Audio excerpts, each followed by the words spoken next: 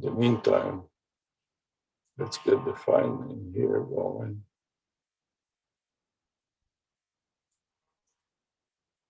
Copy my notepad. In the meantime, let's put it.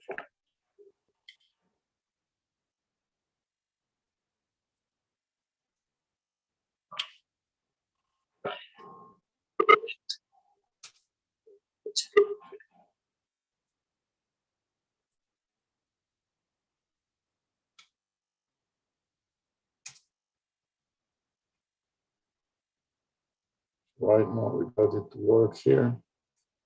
Got the URL. And I want to save it.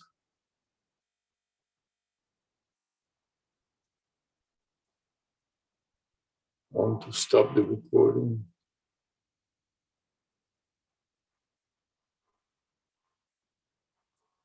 Save it.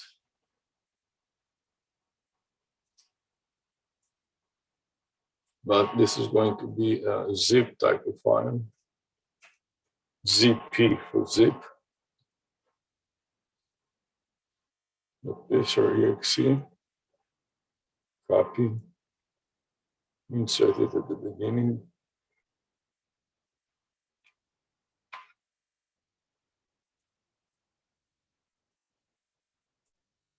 Save. Let's review how many characters it is. And then 12 characters, start a new recording. Add a comment.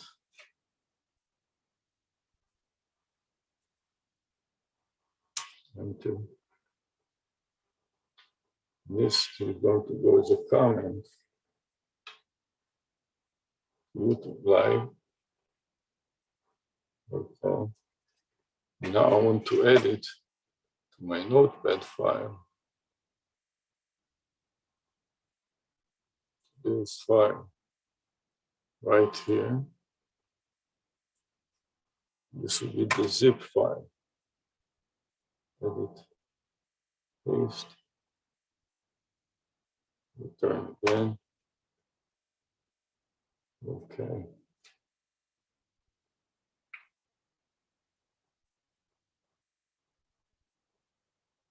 Now that I got that going,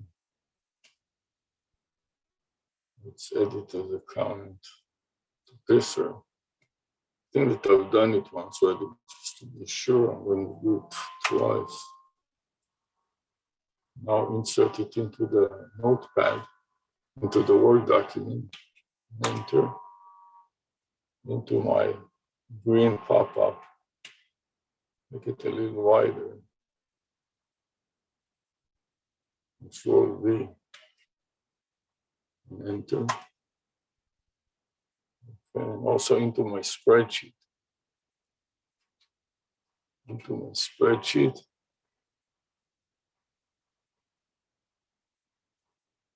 Paste and save. Now we're going to try to join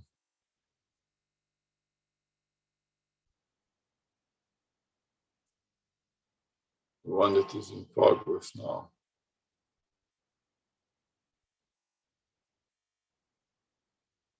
Click here to join. Click here to join. Join from a browser.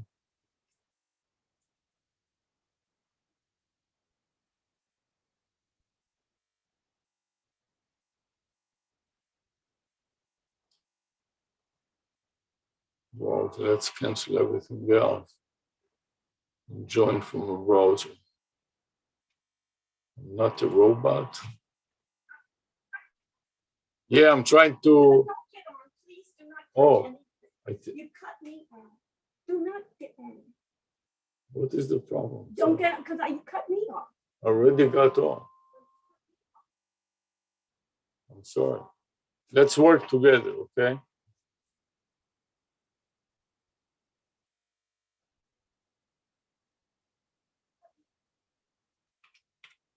Can you get off? I'm in the middle. Please, You cut me off. what can I do? Here, help me.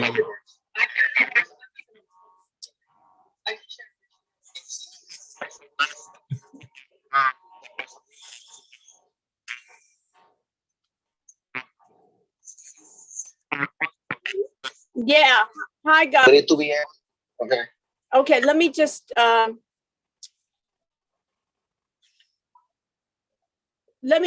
close this one. Okay, I'm on 2 machines. You hear me?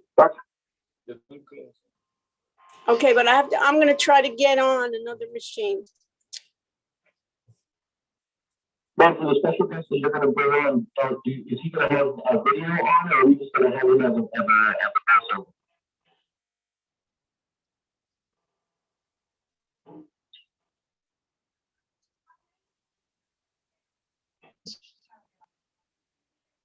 Shut it down. The Zoom. The audio and the video is. No. Don't shut down. No, I don't need it now. I can't get on the other one.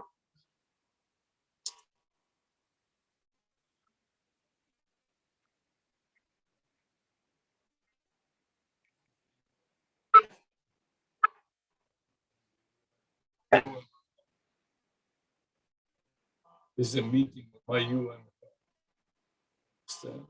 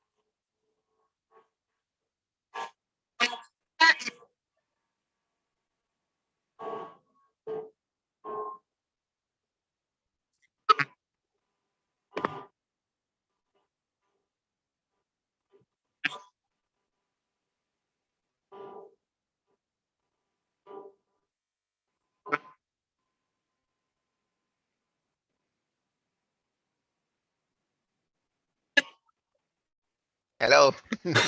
Hi. Hold on.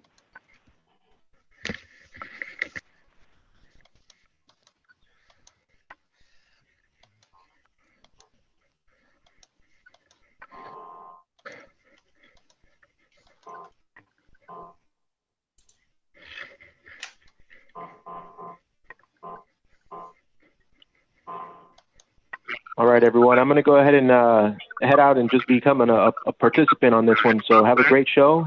Looking forward to it. Thank you, Alex. Thank you so much, Alex.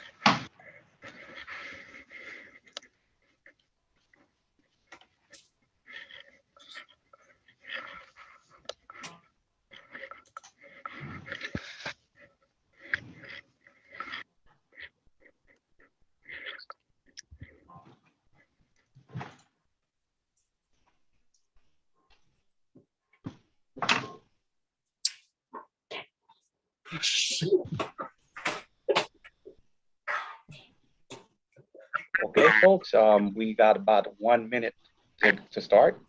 As soon as that minute is up, I will start recording.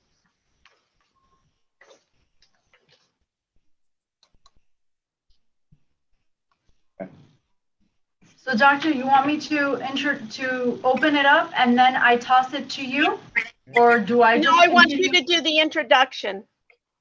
I do the introduction. You do the introduction. You know what I'm going to try to do is I'm going to try to log in again because I have a issue here with my computer.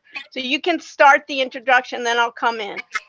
Okay, and so when so I'm gonna and then let me just tell you, I have 3 guest speakers. I have one I'll do the introduction of them. I have 3. I have Mario Golab that I sent to Paulson. We have it. Our PowerPoint.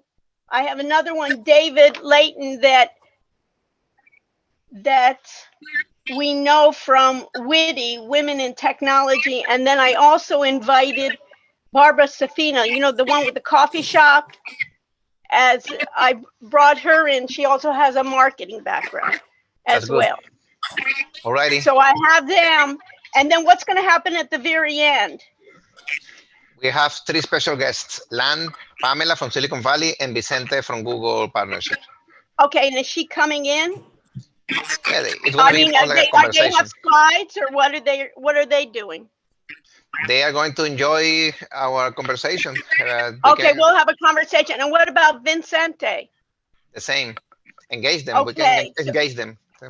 Okay, there'll be no problem for engagement, right? Me and you can engage. We all can engage. It's gonna be like a panel. About 301. Okay. Okay, we're gonna have a countdown. Okay. 5 from 5 to 1 until we start recording. Starting now. 5, 4, 3, 2.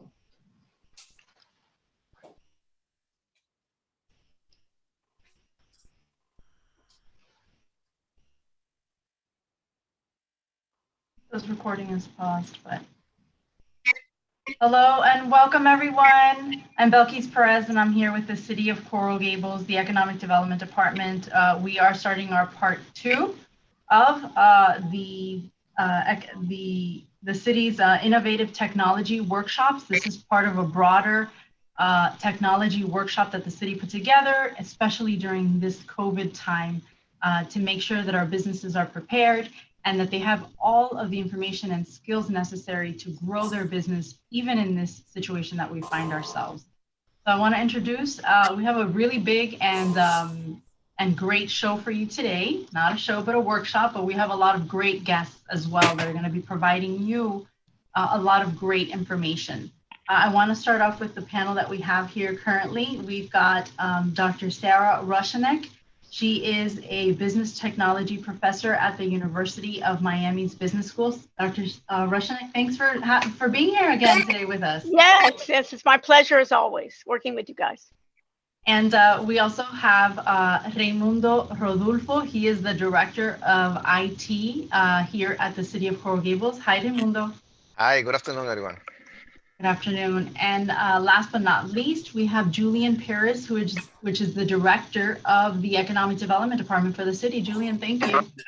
Thank you so much for having me, and good afternoon to everybody.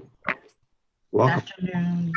And so there are a lot of other guests that are going to be joining us. And so as those people come online, we will start introducing them, and we'll put them online and bring them up to panelist mode.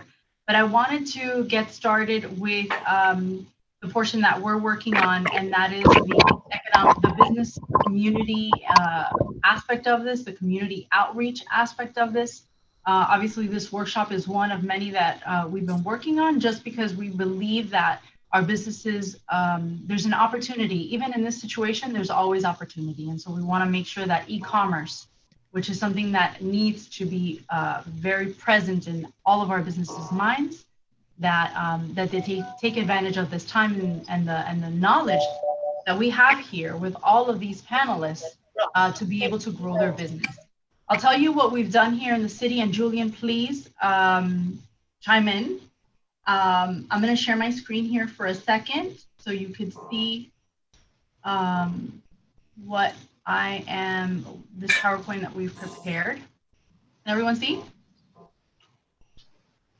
No. How about now? Perfect. And I'm going to bring it up to, there we go, full screen. All right. So what the city's done is that we are trying to create innovative opportunities to assist businesses in adapting to the new normal. We know that this is that and Raimundo has told us this a lot, is that we've accelerated a 5-year span in technology based on what we're going through here with COVID. We actually created a plan that is guiding us to reopening the local economy. Julian had a very, very strong portion of that. We basically took everyone's, the state, the county, and also the nation's plan for opening our economy, and we gelled those together and created something that was safe, responsible, and smart for us. And so that's what we're using in order to open the local economy in a safe way. Julian, I think we're in phase 3 of that plan now, correct? Correct. So, and we also actually, I'm going to put it here in our notes.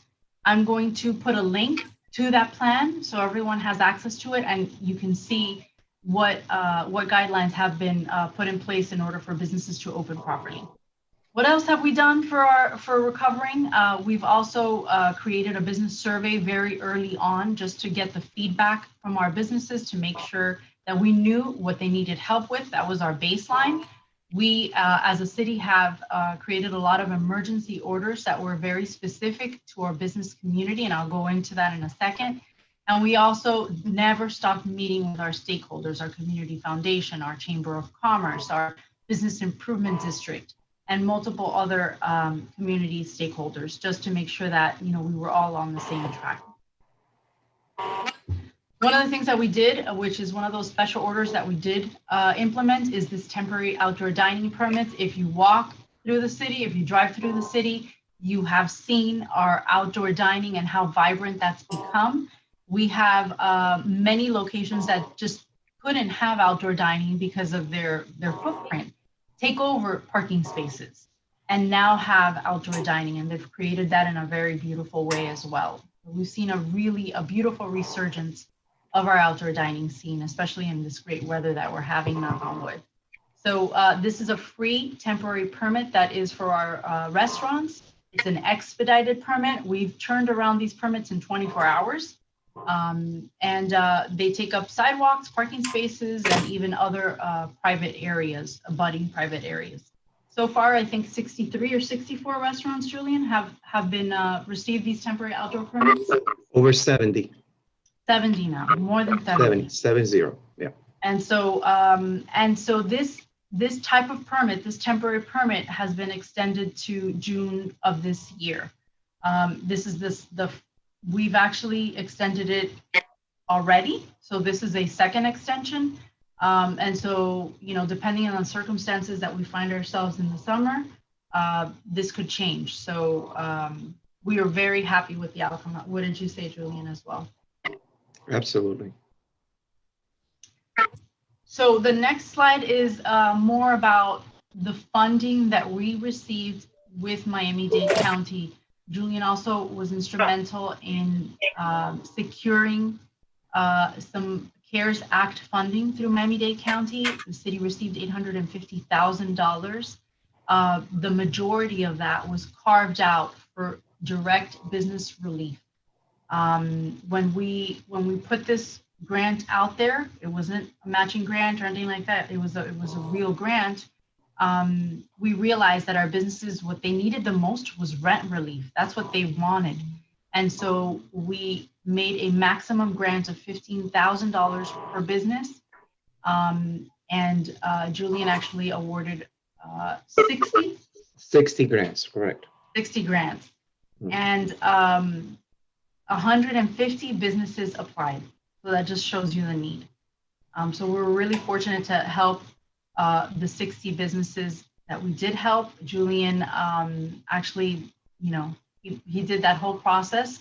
He cut out any consultant that would process these grants in order to give more monies and funnel more money toward these grants. 50,000 of that CARES Act funding was dedicated to technical workshops and some software improvements. So basically the workshops that you're seeing now, step-by-step guidance and implementation of technologies, all those workshops were made available as a result of the funding. And also, as you learned from the last workshop that we did on March 26th with Dr. Rushanek, we've also bought 19 licenses. It's a small amount, but I think it's going to make a very big difference for a lot of our retail. And it's a software license, which is common sold. It's a 1-year license where they have the capability of selling these businesses on their retail platforms, on their social media platforms, on Facebook, on Instagram. They go live and they can sell from there, from just someone putting in a comment that says sold size 5 or whatever it is. It's going to be transforming. We've awarded some of those licenses out already, and we're looking forward to see what comes of it. So we'll keep you posted on that. If you do want, by the way, so I think we left how much money on the table, Julian, did we leave from this CARES Act funding? I think it was only like $27, but I think the most important thing here is the teamwork. Everybody that participated, the in-house staff, our business partners, the BID, the chamber, Dr. Reshnik, IT, and the other partners that work very closely with us. Obviously, our goal was always to get every single penny back into our community, and a lot of people did work and contribute their time to make sure that this became a reality. We only had 5 weeks to develop this program, implemented it, and distribute the money. So it was a really major undertaking, and we did this through the holidays, which was also made it a little bit difficult because we had to review all of these applications, and especially the ones that qualify, the first 60 applications. And but without the help of everyone involved, this could have never happened. And I really want to, extend our deepest appreciation to all of our partners and everybody, including my staff, Belkis, and others. And I just want to say thank you. All right. And I'm sorry I took a little bit of your presentation. No, please. You're adding to it, so thank you. All right.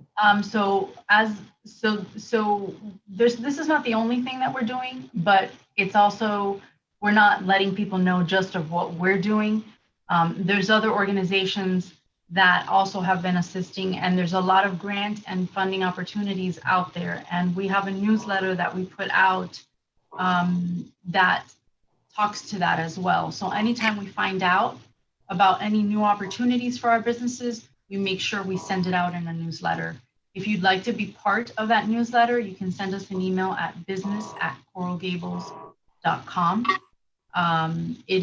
It comes directly to the Economic Development Department, and we'll put you on that business report newsletter that goes out. And then, we created specific takeout zones in areas where we had a concentration of restaurants. It's a 10-minute free parking zone. This was specifically important when we had our businesses shut down, our restaurants shut down. And so this was dedicated specifically for takeout and carry out. A lot of these areas and parking spaces have now been used to support our outdoor dining. So now it's transitioned from takeout and carry out to this outdoor dining area, which is great. And we're really happy to have been able to do that with our parking spaces. And then what's happening right now is that if you've been in the downtown, you know that we've got 4 kiosks in the downtown, 3 on Miracle Mile, 1 on Giralda Plaza. And those kiosks are controlled by our vendor, Ike, and they are currently providing or offering free advertising to our small businesses in a program that they call Support Local. So this is a $1.8 million value for our businesses, and we are offering it to all small.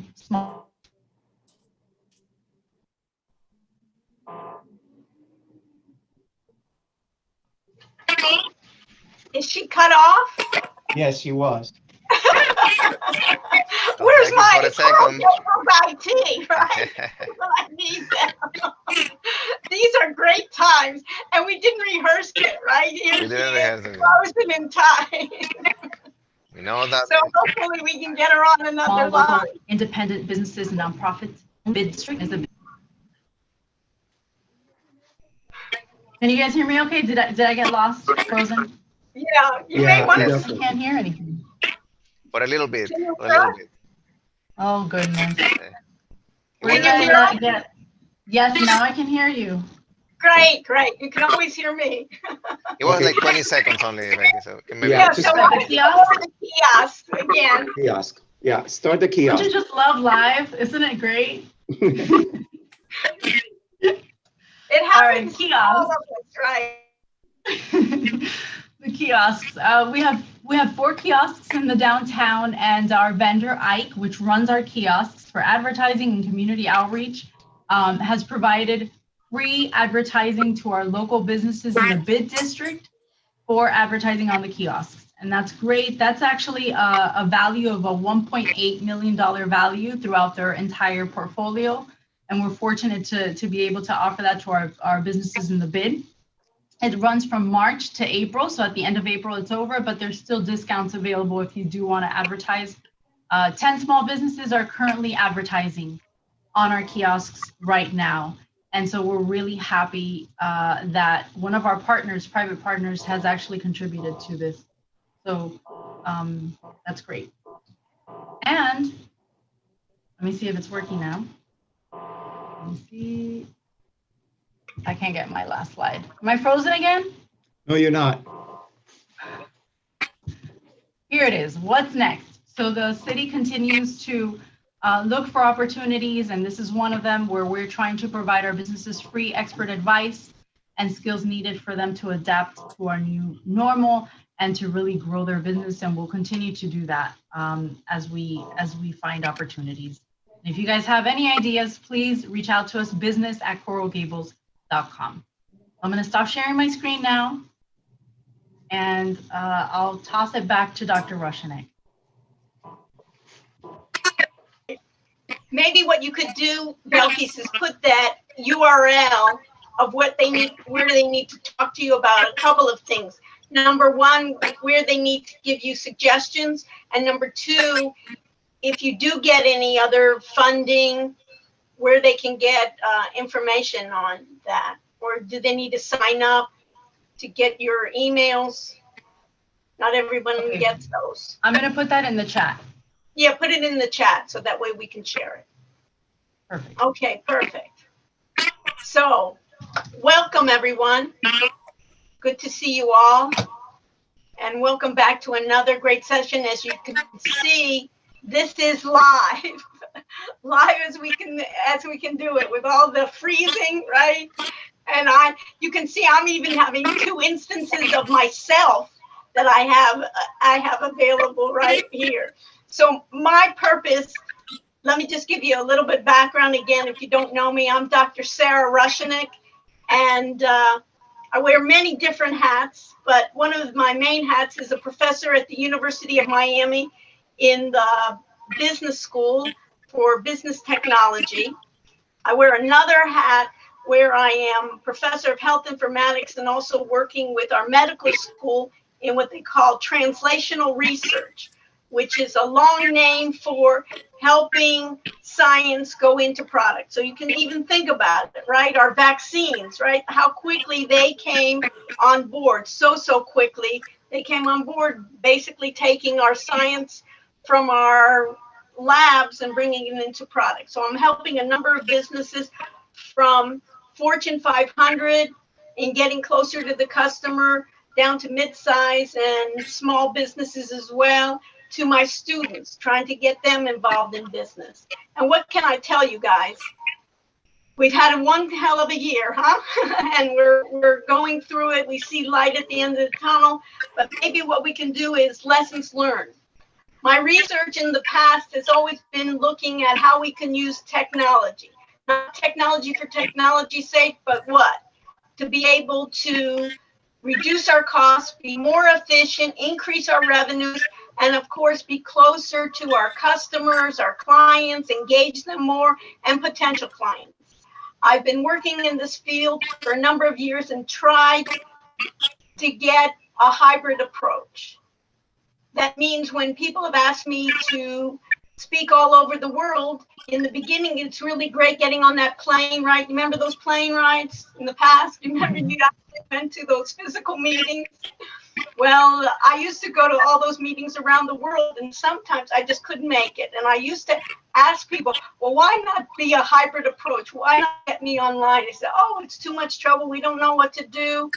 It's the same thing in education. Why are we having the traditional way of when I'm teaching? It's the same way where how I used to go to school, and the same way how your father used to go to school, your grandfather used to go to school. We need to have a hybrid approach. So now with the pandemic, with all our sorrows and all our pains, there has been something good out of it. What has it been is basically transforming us much more quickly. And we're having an agile approach to that.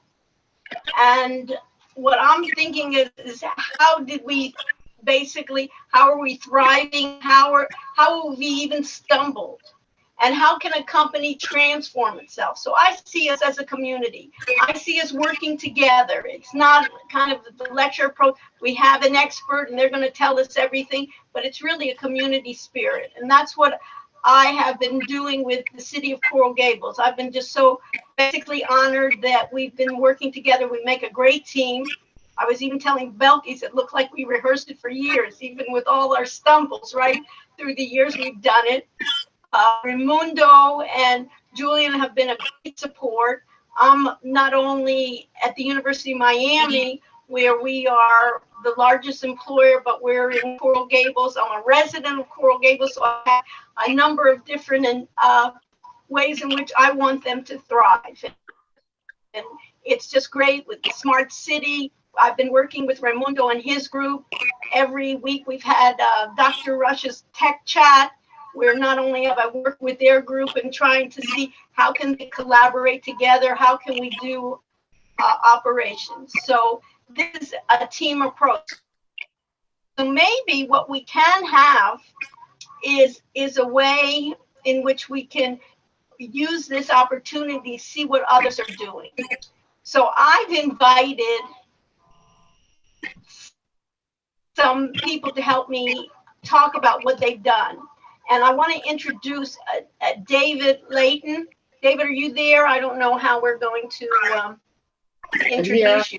Hey, Good. Dr. Sarah. Hi, how are you?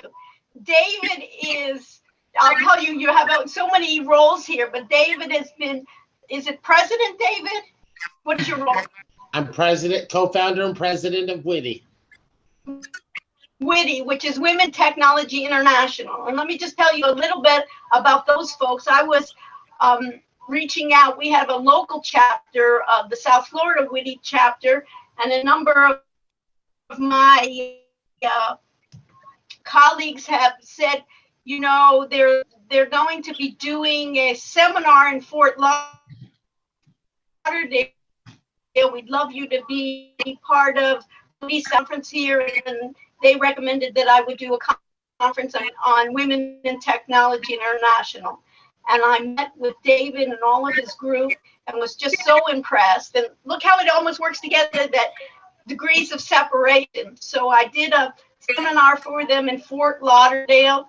We kind of also winged it with incorporation. And then I told Raimundo, his group, about women in technology. You know that that's something that is dear to my heart. And he came over, and he was so generous in saying, I want my women to be educated, to be promoted, and also learn. So he came, you remember, David? Raimundo came and graciously had his group come down, come up, I guess, for us to Fort Lauderdale. And then I worked also with your group with the Hall of Fame. And what was unique about David, what I liked is they had individual chapters throughout not only the country, but throughout the world internationally, that they met physically. And we have a South Florida that many times I invited the South Florida group down to the University of Miami, where we hosted a Women in Tech conference, and we had our women from our medical school, from our law school, from arts and sciences and the community. And then all of a sudden, right, and then I went out, they nominated me, and I guess I'm elected to their Women in Hall of Fame. Was at their last physical conference I think they had in San Francisco, and it was just lovely, and I got to meet the founders and these great women throughout the world.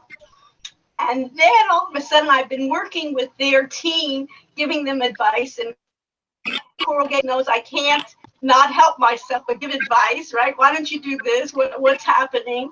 So we ended up really being, besides, I've seen them grow. So what I wanted to ask David, which is interesting, is basically you've had an organization that you've met physically, you were online always, you know, in terms of that presence.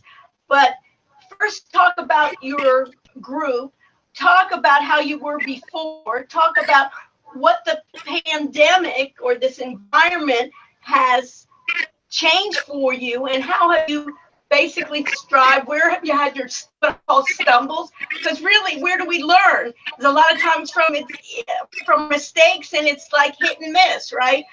We're basically having to be agile, David.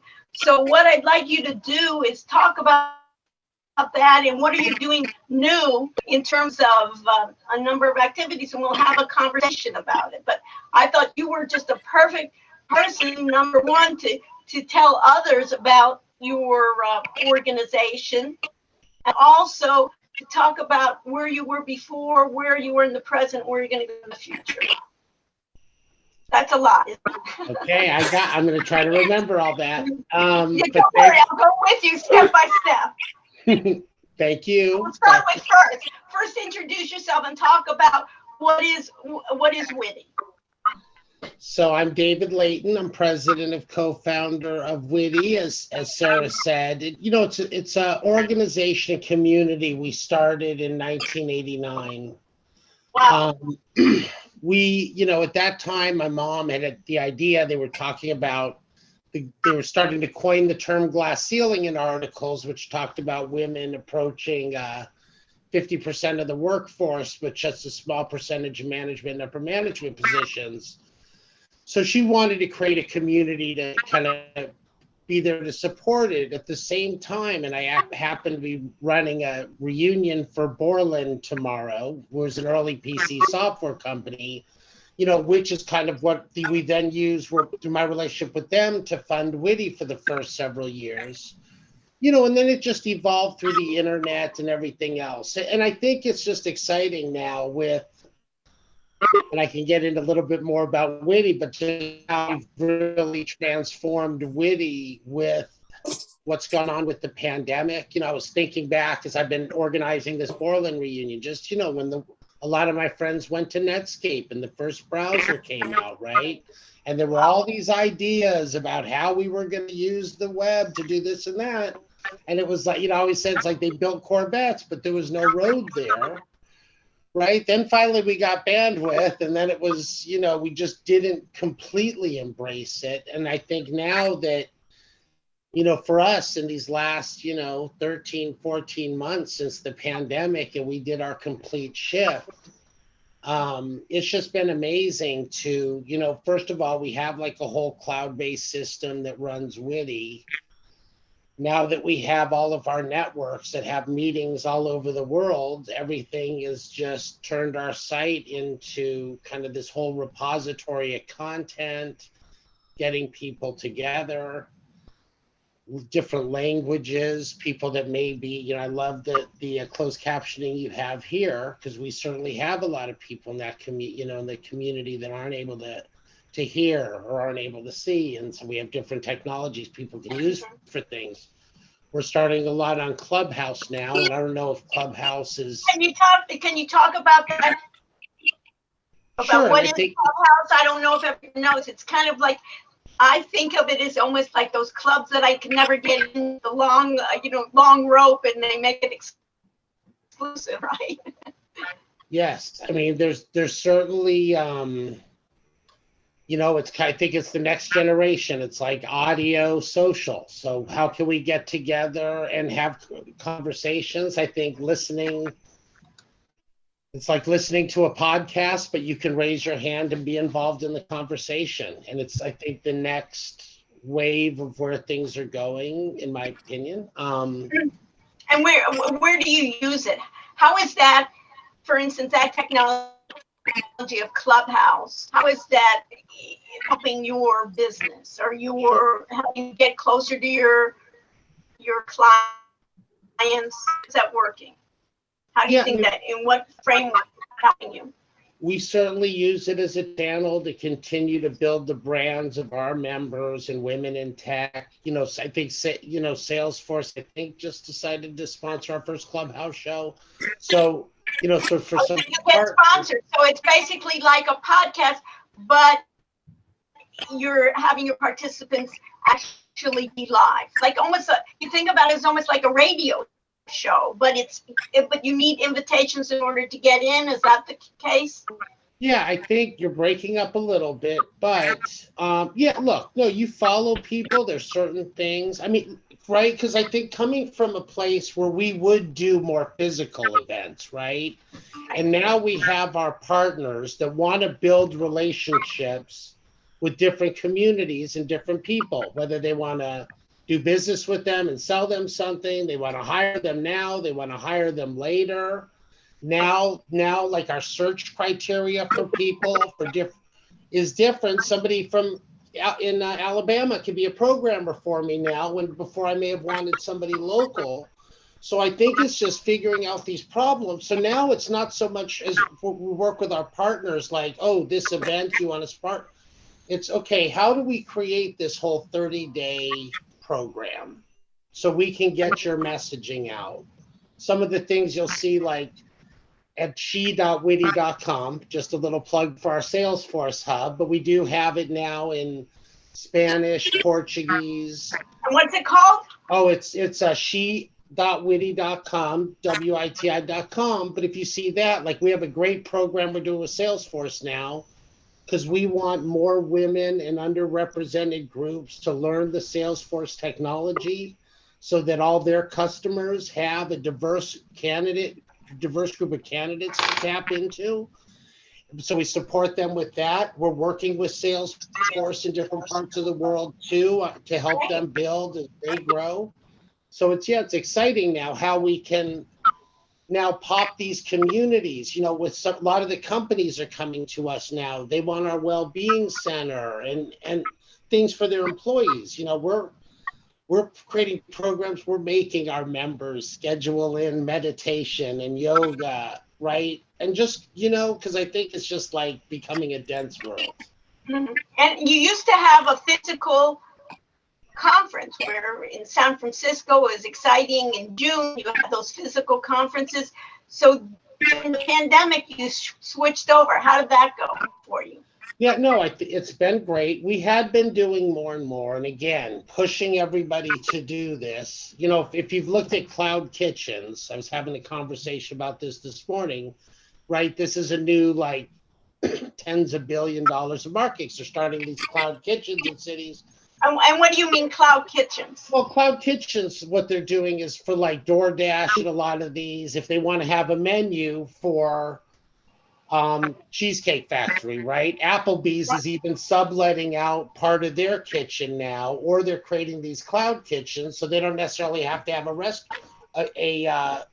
front of the restaurant. And it's just a whole evolving market as business transforms, right? I think for things that we do with Witty, both our women in tech programs, our programs really for all people, powering employee resource groups for companies, for our university partners, how can we support with what we're doing, continue, some of the work we're looking at too, and we had worked on the glass ceiling report in the mid 90s, and a lot of those things now is we want to get the workforce back from what we just came out of. I think the timing's good as we start implementing some of those strategies that we worked on originally. New announcements we're making. And your future conference, are you going to have it on premise, or are you going to have it online, or are you going to have it combined? Yeah, sorry, I lost my train of thought there. But yeah, look, I think a cloud conference, again, for Witty, we have partnerships with GSMA and their Mobile World Congresses around the world. And for CES, how can we have some content in the cloud, and then our community that where CES is in there, they can get together there. We partner with these physical conferences, right? We now, in Dubai, we're looking at, they have a huge expo. They actually had 50,000 people there in December, and they didn't really have any issues, but just like that, we're looking at things there. I mean, just the opening of the world. I have a men's group. Yeah, no, it's so easy because you're always wanting to be international, and this really makes it easier for you to be international. And I think that's for local companies here, where traditionally they thought about their bricks and mortar, right? And now they can open up. So that's great. And so what do you think, what is difficult for you? Well, look, right now we actually just. What is your challenge? Our challenge now, we've just been through a lot of challenges. So I'm like, but look, it's streamlining, it's growing, it's, we have a new CEO coming in May 1st, so we're excited about that. It's shifting how we partner with our companies. We have our Powered by Witty platform now, that we have I think five organizations in Africa. Tech is growing like crazy in Africa. So one of them I know is Africa for African Women, and many other communities where we can provide our infrastructure, both on a technology standpoint, how we kind of manage and execute our social, right? And and then just tools like Zapier, a lot of these API tools now, right? I mean, I just think it's like the transformation, it's business transformation, it's digital transformation. Right, and if I want to do something creative and the tech's not there to do it, it's kind of becoming the tech company's problems, right? I should be able to be creative and do what I want to do. Is that what they've been spending trillions of dollars on? And I think we want to, we talk a lot with our members about, they need to be it, say it.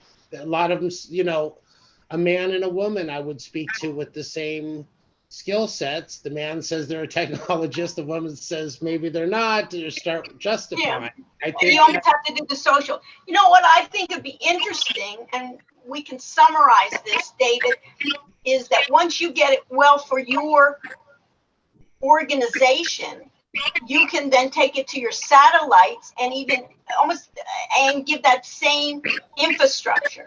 So I think once you get it down, you can almost sell that.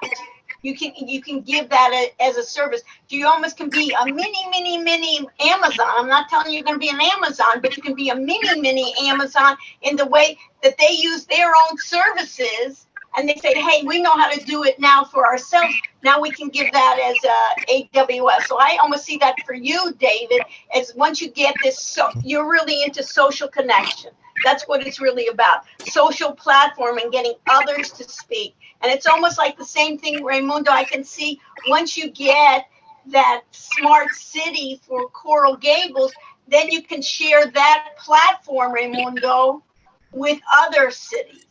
And it's the same way that we almost have to see what we can do best and how we can share it with the world. And then maybe we can even monetize it. I always was talking with Raimundo and Julian Belkis about taking those good practices we have in Coral Gables and giving that as a service to other cities, and then bringing back those revenues into the city. Basically, what I was trying to confirm to Raimundo, that we shouldn't think about IT as just basically an area of a service, but basically a way in which to give basic revenue generation. And that's what we can think about it as a different way. So it's great. That's what I wanted to do. And the clubhouse is just another method. And maybe later on, you can even share with others in terms of the clubhouse of where it'll help you. Yeah. So in terms of that, yeah, go ahead. And we do have, by the way, great Women Innovator Clubhouse every Saturday morning from 10 a.m. to noon Pacific or Eastern Send time. me an invite and I'll join it. Yeah, no, I will. And then we, ag tech, we're doing a ton in ag tech, and we have great resources. There's a lot going on with tech and ag tech, needing of analytics people, things of that nature. So yeah, so you're basically setting up small groups, and this is maybe even what Coral Gables can do is setting up small groups that are having matching needs. And according with that, what's interesting, I've also invited Mario Golap, who is an attorney, and he's an attorney in Coral Gables, and I wanted him to share kind of like his vision of where this is going. So I think, Mario, first of all, welcome. Thank you, Sarah, and hello, everyone. I hope everybody's safe. Yeah, some of these people I haven't seen since pre-pandemic, so it's good to see you, Mario, anyways, right? Thanks, and I don't know, Mario, you want to give us a little bit of a background of you and what you do? Yes. Well, first, I want to tell you, I've been living in Coral Gables for over 30 years. In my area, I practice a particular area of the law. It's a very happy area. It's called intellectual property, patent, trademarks. I pretty much harvest creative ideas. I harvest brains, but not the brain itself. That's a neurosurgeon does. I harvest the product of that creative brain, and then I give it legal life. So you call me midwife of ideas. And this is very important because we are in a time in our society that many things are changing and changing very dramatically. It is not just the thing, but let me tell you a bit about my background. I'm an aerospace engineer. I'm a patent attorney. I work about 10. I designed 2 airplanes. I work in electronics for a few years. Also have a master's in electronics, and then I did the international business for about 10 years. And then one day, just the word from California dropped me in here. It says I wanted to buy the closest house to the airport. Miami wasn't what it is today. And Coral Gables was always a beautiful city. And just decided to stay. So it's been over 30 years. I made my home here. I have an international practice. I actually register intellectual property in every country in the world. I have at least 60 countries that I have done work. And I have correspondence everywhere, so it's pretty comfortable. And I've been using this media that we're using right now since times immemorial. I'd say 30 years I've been using this. So I could say that I'm quite an expert. Not that everything was video conferencing, but many things have changed last year. And I would like to give you a background a little bit. Let me see if I can share the screen. Can you share his slides? I don't know. I think have them. We can share them, or if he has them. I have them and I can share with you, but let me see if I know how to share them. Yeah, that's okay. No, that's not the one. Let's see. Well, it is the one. Okay, that's the one. Okay. In case somebody needs to ask a question, there's a website and email, and please, I don't charge for consultation. I'd be happy to help anyone here. I know we're in a tough situation. So let's see if we can go to the next slide. That's the hard part. Who is activating? We're feeling with you. Actually, if you let me share my screen, let me see if I can. I think you are. Okay, yeah. Here's the next. That would be a better way. Okay. Yeah. Where's the next one? No, let me do share my screen. That would be much easier. Okay, Coral Gables, I guess, the screen. Do you want? Maybe Coral Gables should stop and then he can share.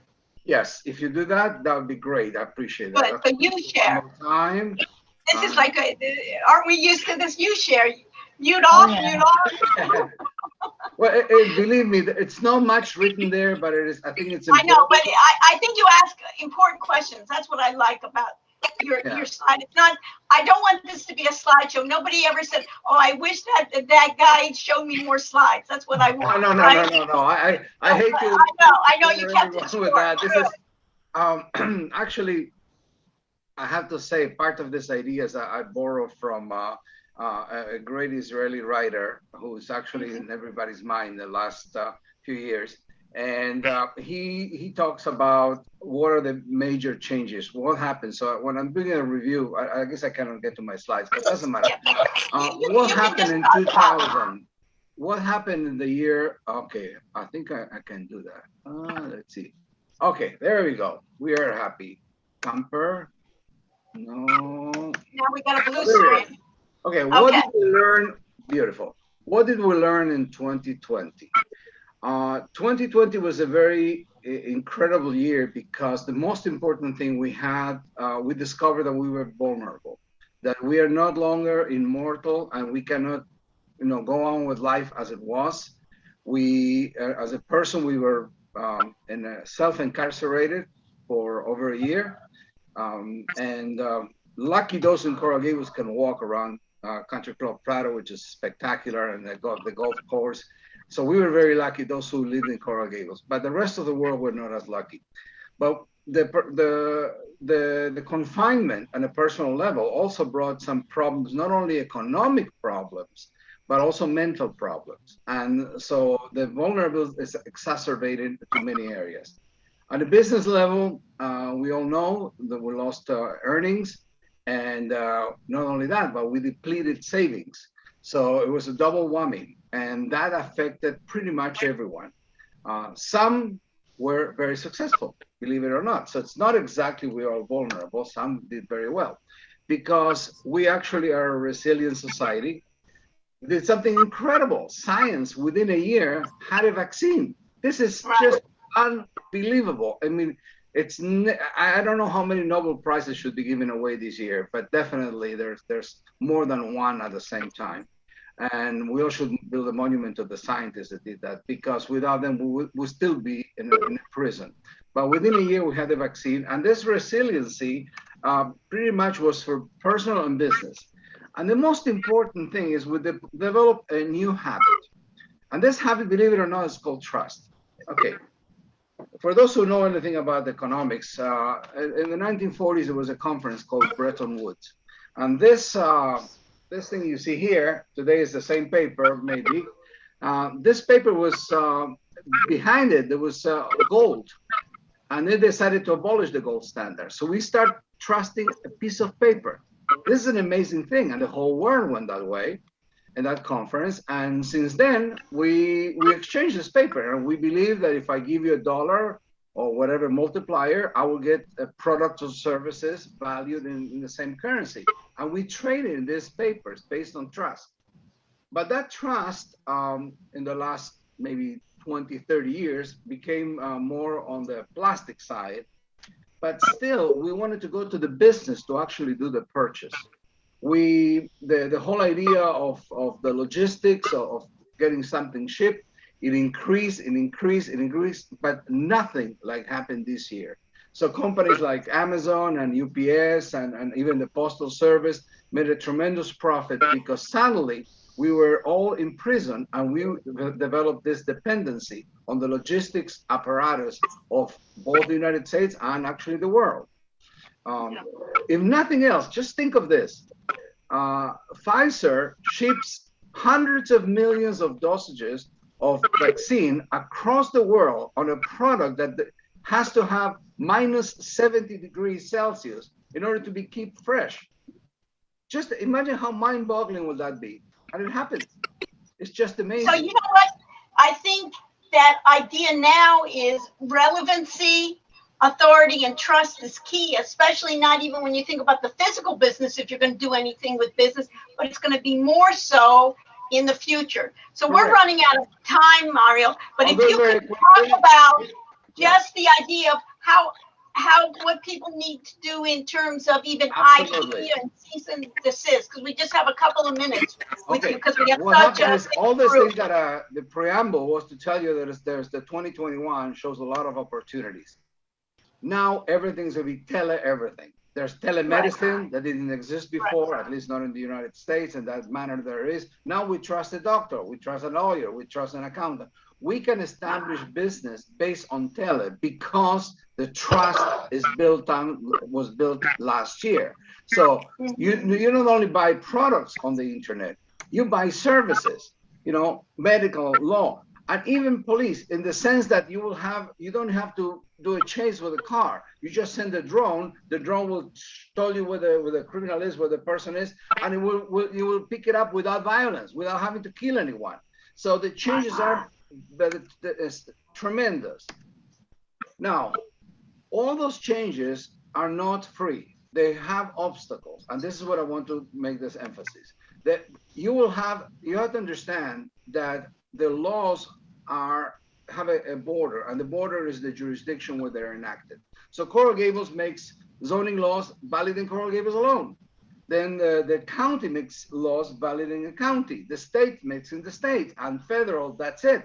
Goes to the border and no more. So as we think of our businesses going into other jurisdictions, let's say exporting a service, whether it's telemedicine or whether it's a product, we need to know, do we have the legal permissions and the registrations to go that way?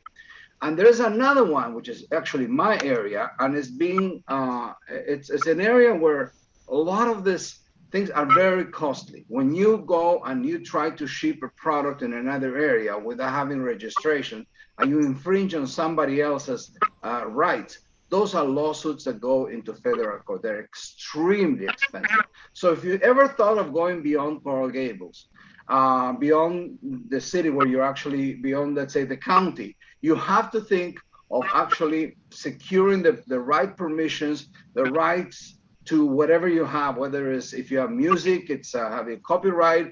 If you have a product or a service, it would be a trademark. And even if you have a product that you import from another country, that you think, oh, well, that'd be great.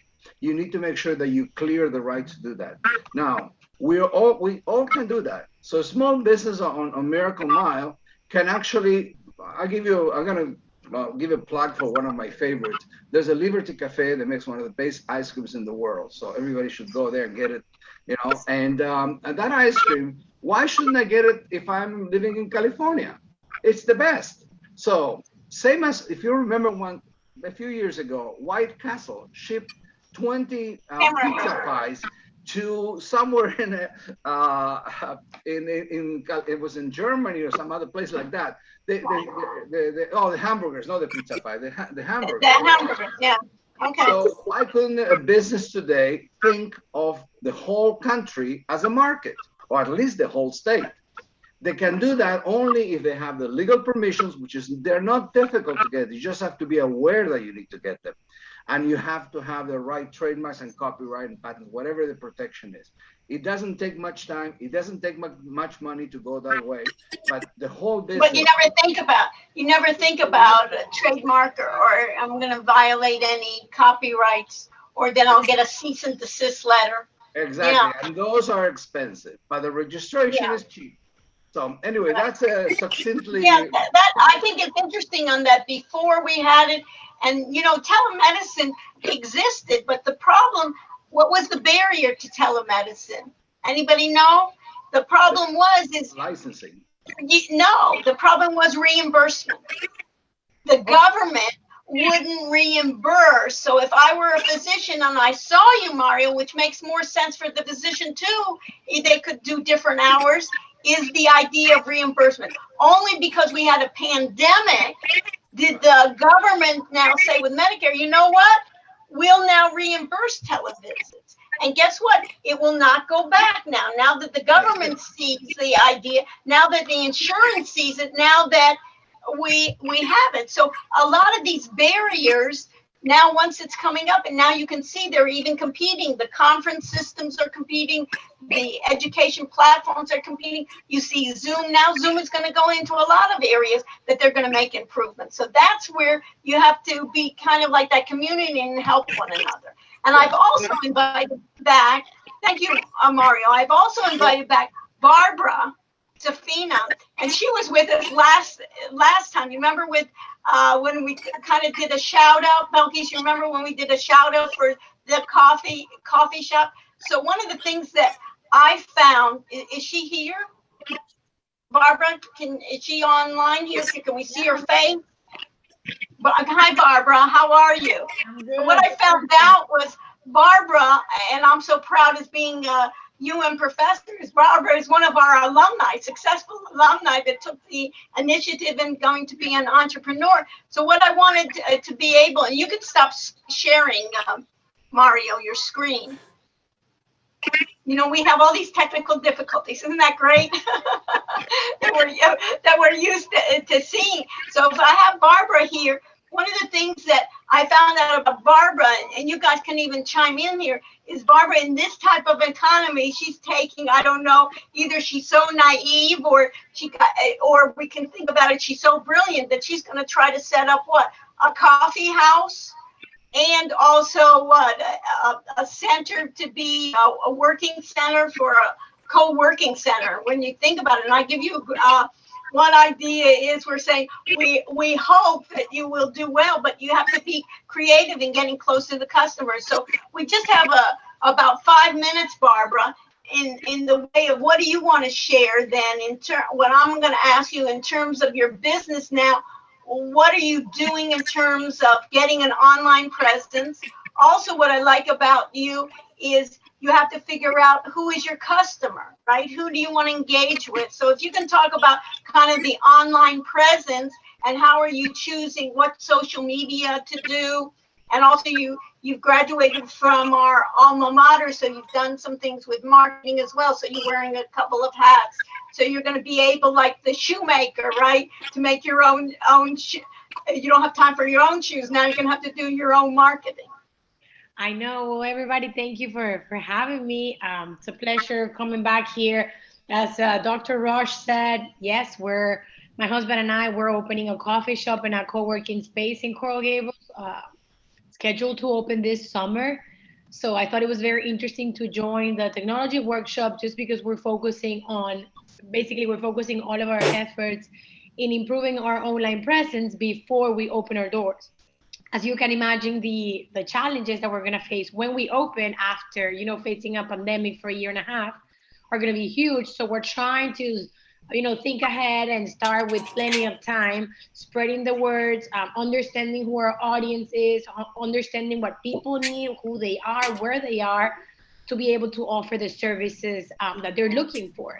When I open the doors, I'm sure we're going to have to make a lot of adjustments and last minute changes. But if I can avoid some of them just by understanding and start talking to them now, I think it's going to save us a headache for sure.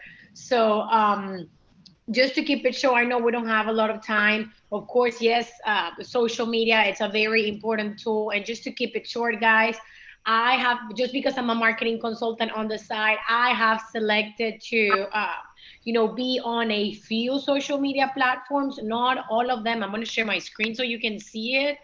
I don't know if you guys can. Can you let her see that? Paulson, can you let her share? Can you share your screen? So I have chosen a couple of them, not all of them. It was interesting that you guys were talking about Clubhouse. We're not doing any conversation, live audio or anything like that. That's why we haven't joined that just yet, but we love that application. So I think it's great. I'm going to start joining your conversations to see how that can help us. But in terms of other platforms that we are using, for the younger crowd, we're using TikTok, of course, for cool videos and just to keep it entertaining. For the local community, we're using Google My Business. Really good, guys. If you're not, I strongly encourage you to get on this and not only have your images and your address and everything in place, but I strongly encourage you to add posts just like you do on social media.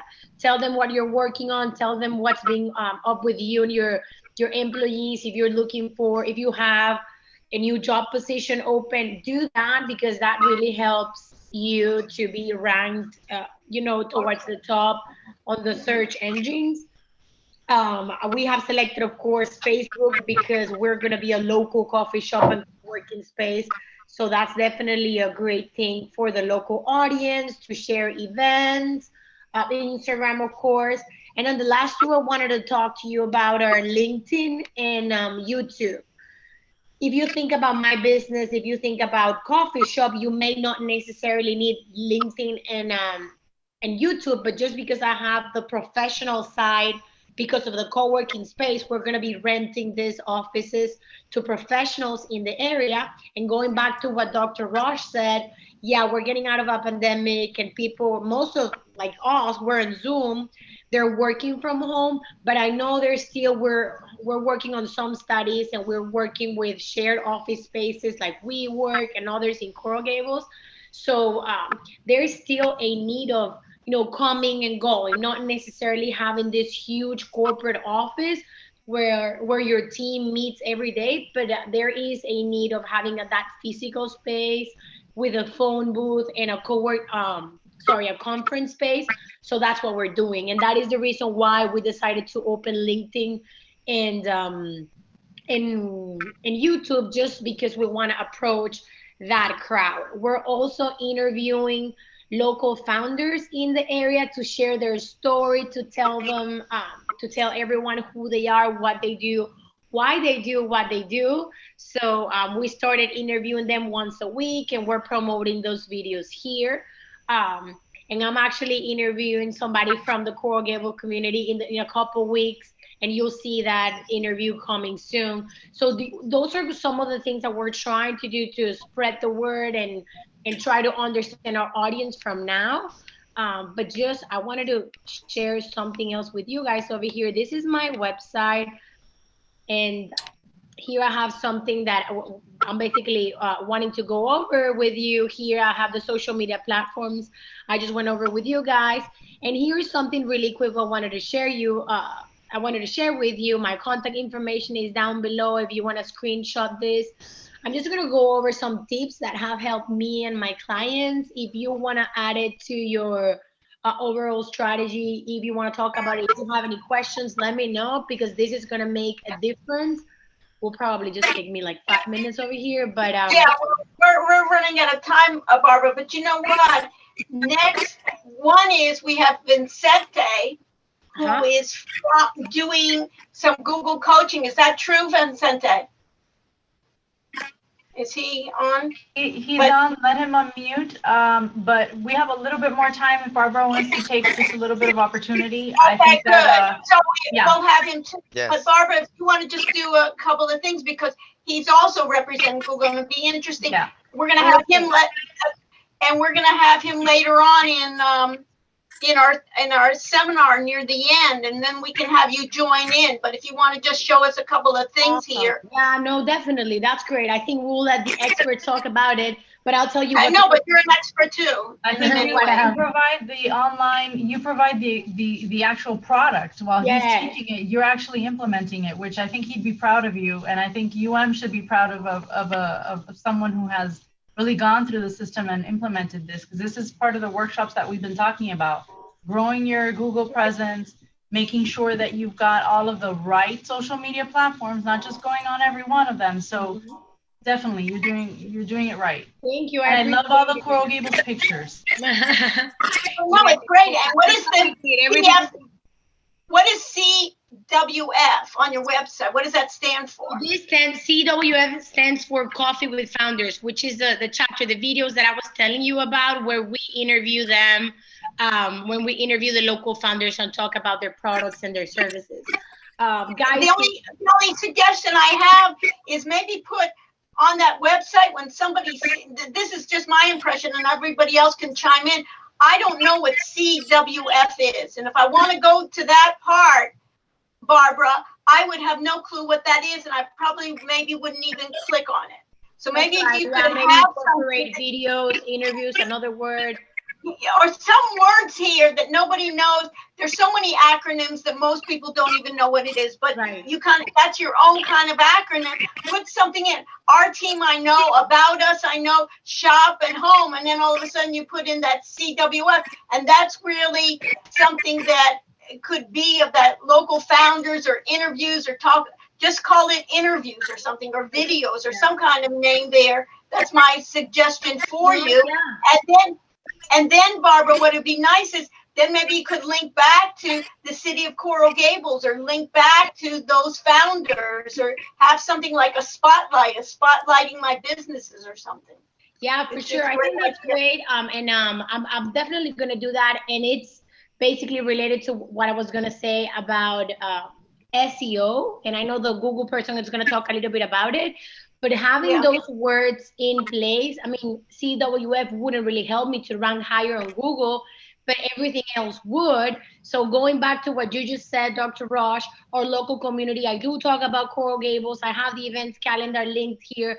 I have the Canebiz directory just so that people know, yeah, okay, you're a founder of this business. You also graduated from UM. Who else is trying to do the same thing? So same thing with Yelp directory, other restaurants in the area. So anything like that that you can add to your website is going to add validity, is going to add, you know, true information. And at the very end of the day, your website is a source of information. So you want to have something useful for them to go and get some content in exchange, right? But something really important that if we only have 5 minutes, I would strongly encourage you to look at your SEO strategy, guys. I think what I use that helps me a lot, my website builder allows me to select keywords and allows me to change my metadata to see how I'm showing on Google search, on search engines like Google and others. But I'm just gonna show you 2 quick things. Google Analytics, Google Search Console. If you use these two tools, they're free and they'll help you understand who goes on your website, how long they spend on your website, what are they clicking when they go in here, what device they're using. And then you can also inspect some of your URLs to see if you are on Google or not. I literally just looked this one up, and you could do it with every single sub page of your website. And then the system's going to tell you, yes, the URL is on Google or it's not. And when you make a change, you could potentially click here, request indexing, and you're telling Google, hey, update your stuff because I just made a change. So those are small tips, things that you could do. And then the other things that I do as well, I turn on alerts on Google Alerts. I do it with my personal name. I do it with my company name, just so that I am aware every time Google is promoting or showing something related to me or my business. That way I can either verify that it's true, verify the source, link it back to my website to help, or, you know, promote it as well. So this is really easy, googlealerts.com, and then you select the word, you create an alert, and you link it to your email. And so my advice would be to do that. And then lastly, I don't know if you guys are familiar with Google Trends. I use this a lot. If you go on your website and start typing in a description of your products and your services, you may be using words that people really don't. So when they go and Google a service like the one that you offer, they may be looking for something else. I had this great, you know, exercise because I call it co-working space. A lot of people don't. A lot of people call it either office for rent or shared office. So this is an example of what I have. And it taught me, hey, Barbara, you cannot be using only this word. If this is part of your logo, that's perfectly fine. But you got to use another word. You can do side-by-side comparison to see what you can do and what are the words that you need to include on your website. I did another example here. We're going to have gluten-free desserts. So is a gluten-free dessert better than gluten-free toast? Okay, a lot of people don't Google that. They use gluten-free breakfast. So if you can do that with every single word related to your industry, that would help you understand a little bit better how to talk to them. And from there, guys, you could also create some sort of a flow that helps you understand where do they begin searching for your content and where do they end. And then having those correct content and those correct words on your website would allow you to get that exposure and then understand if you're missing something else. Because a lot of times we think, okay, we're not ranked first, that is my problem. Well, why are you not ranked first? Is it the images that you have? Is it the words that you're using? So it's a lot of things, a lot of components, and this can go on forever, but we don't have a lot of time. But that's what I'm doing, and those are some of the tips that I use. And the favicon, just one quick thing. This is something a lot of people don't pay attention to, but it's this small icon over here. You add it to your URL, I don't know if you can see it. I don't know if I can zoom in. So when you type in a URL, it doesn't look like another website. It looks like a shorter version of your logo here at the top. If you can see it at top left of my screen. Yeah. Like you see with all of them, like LinkedIn and anything. Even look at analytics there, they have one. Right, of course. These are all huge websites, so they all have it. But if you search for local businesses, they won't. So those are small things that I would that I just wanted to share with you, things that are working. But my contact info is here. If you have any other questions or things that are working for you, I'll be happy to talk about it after we go through the workshop. Yeah. You know what would be good, Barbara, is that you can even have people in the chat if they want to be interviewed by you, Barbara. Yes, for sure. And that was one last thing. Thank you. With that, and even, I'm trying to connect with a lot of business owners and founders in the Coral Gables area to do an interview. We do it through Zoom, really short, just to talk about them and highlight and just give them some exposure. So if you're interested, I'll add my contact information to the chat, which is the same as here. Reach out to me and we can get in touch. Okay, great. It's small world, huh? We met last week and then we pursue, and that's what friends are all about, getting new friends and getting other people to have you. Sure. Okay, great.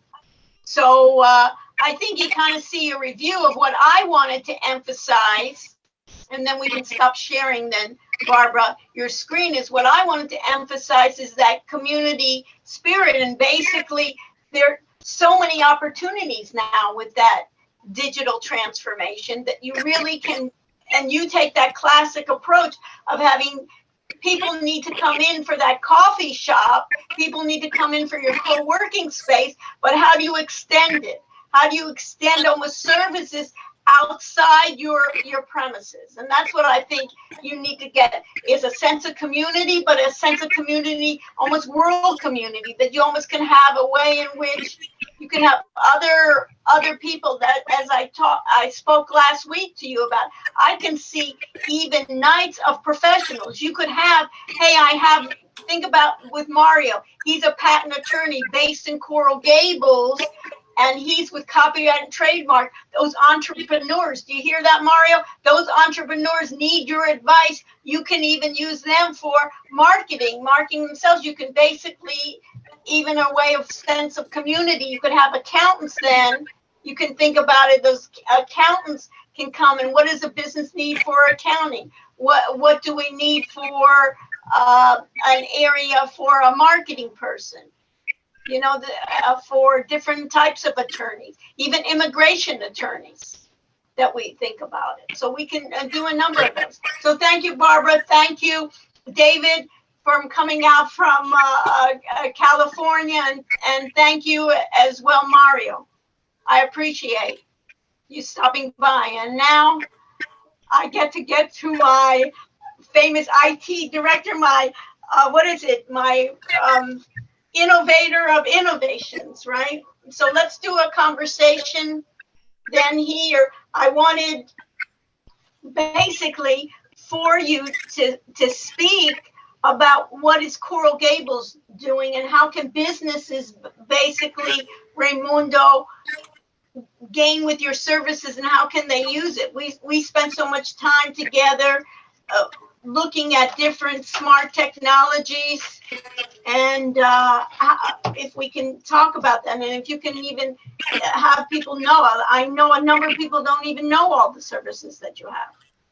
Thank you, Doctor, and thank you all the special guests. It has been a great learning opportunity for us. And I will start basically saying that the partnership that we have with our business community, the partnership that we have with the University of Miami, with Dr. Rush, and with all the experts that are helping us advance our smart city programs, it's what makes the difference.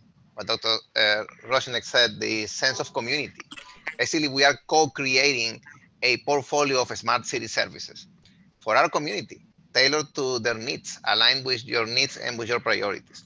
I'm going to show you, I'm going to take a few minutes, I'm going to share my screen, and I'm going to show you some of the digital equity that we offer to our citizens and to our businesses.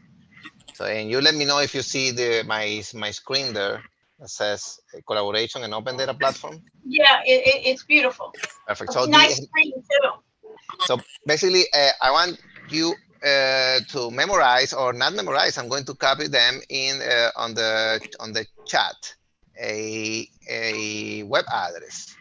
And I'm going to do right now, if I find a way here that allows me to check. Okay, perfect. In my chat here, I'm going to copy the URL of the Smart City Hub. So the Smart City Hub is what I would reference to as a digital supermarket. So imagine that you are going to a supermarket that is digital, and you have different aisles with different services. So that what we're trying to do is to provide one place, one supermarket where you can go and you can access all that portfolio of digital services that we offer to the citizens and to the businesses and to the organizations. And most of those services are free. So you can access a lot of tools that some of you and members of our business community may not know yet, but it's important you to learn that you have those resources that the local city government is providing to help with the economic recovery, and also to foster economic growth, to help your customers, and to provide services that will make your business more digital. So here, the Smart City Hub, you see those addresses that I copied there. An easy way to access the Smart City Hub, just go to the city's website. You may see my screen here, and in the center, you will see that button that says Smart City Hub. That's a simple way to do it. But also we have also those other URLs that I copied there, those web addresses. One is coralgables.com/smartcity.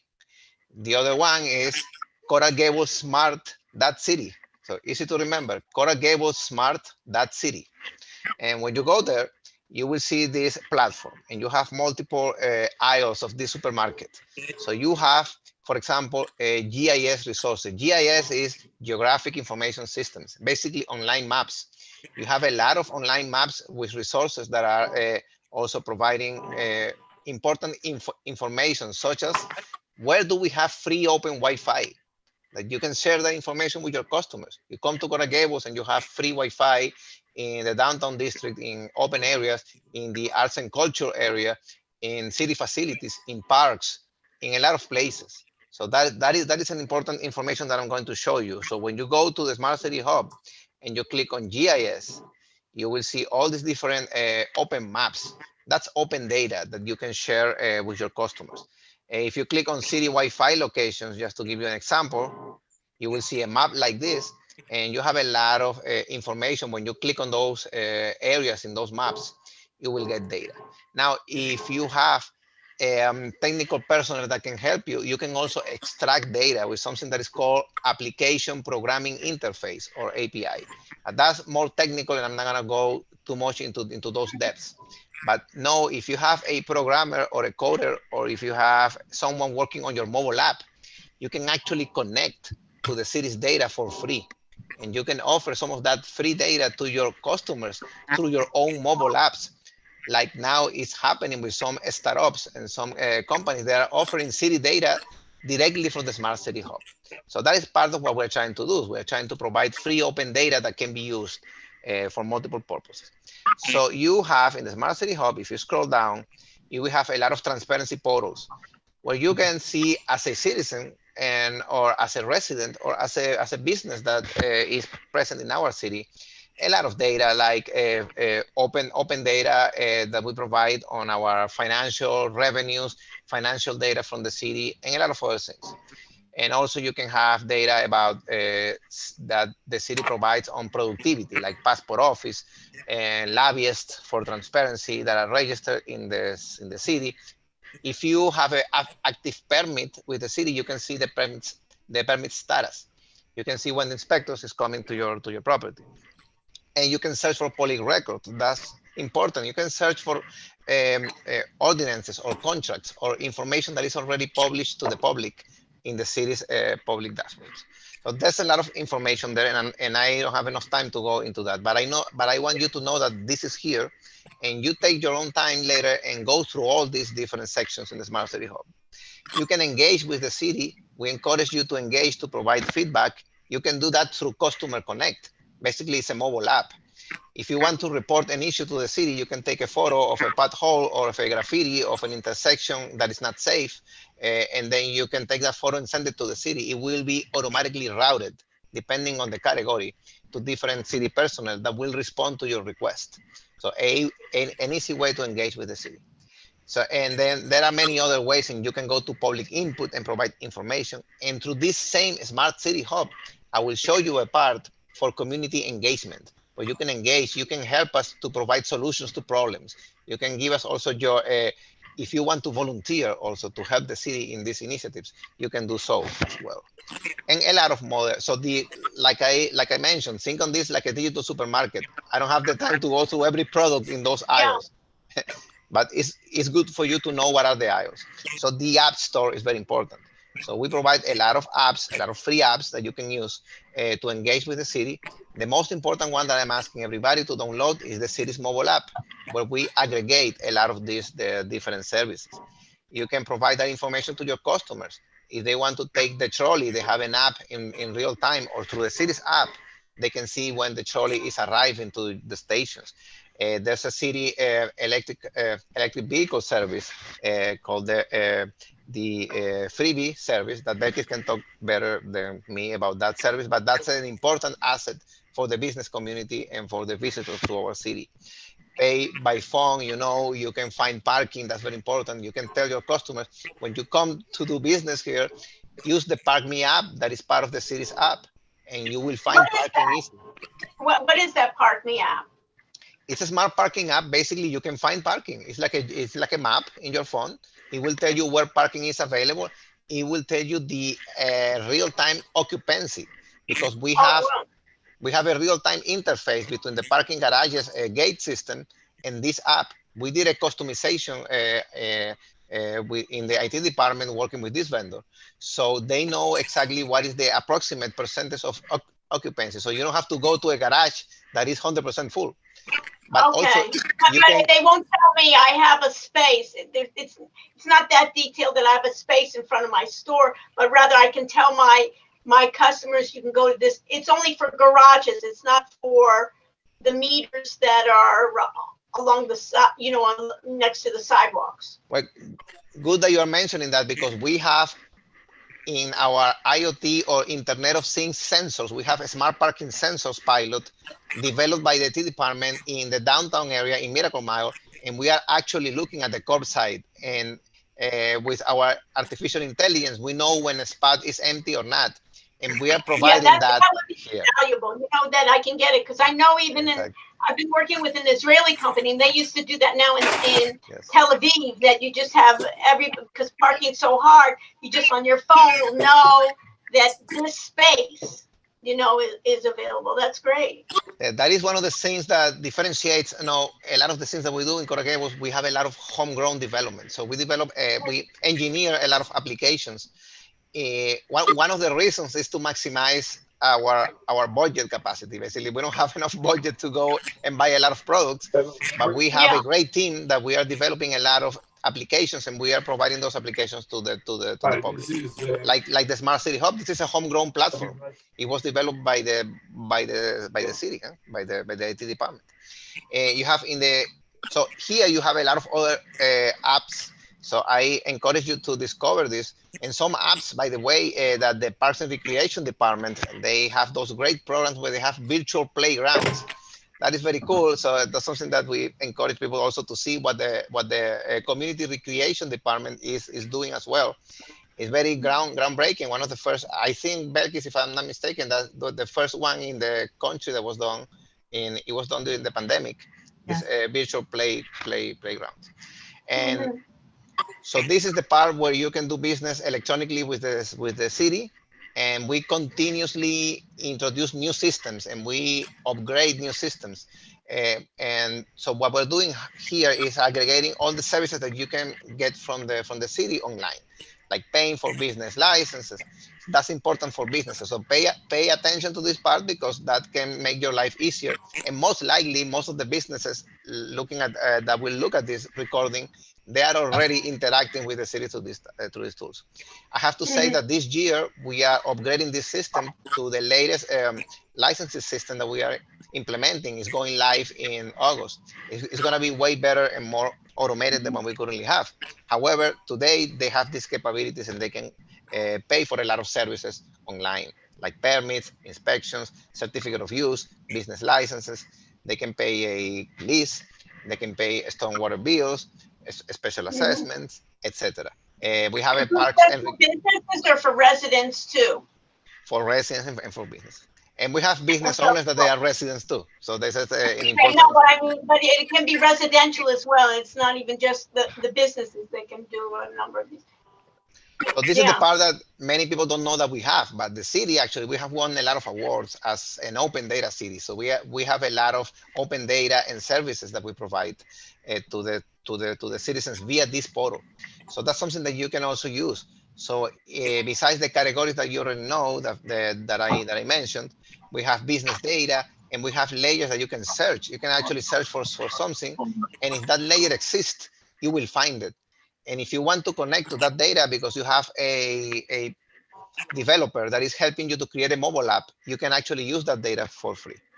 This is the part that we refer to as Internet of Things. So those traffic sensors, environmental sensors, a lot of data that you can get in real time that will also help you to drive your sales strategies, your marketing strategies. Let's say that you own a business in downtown area.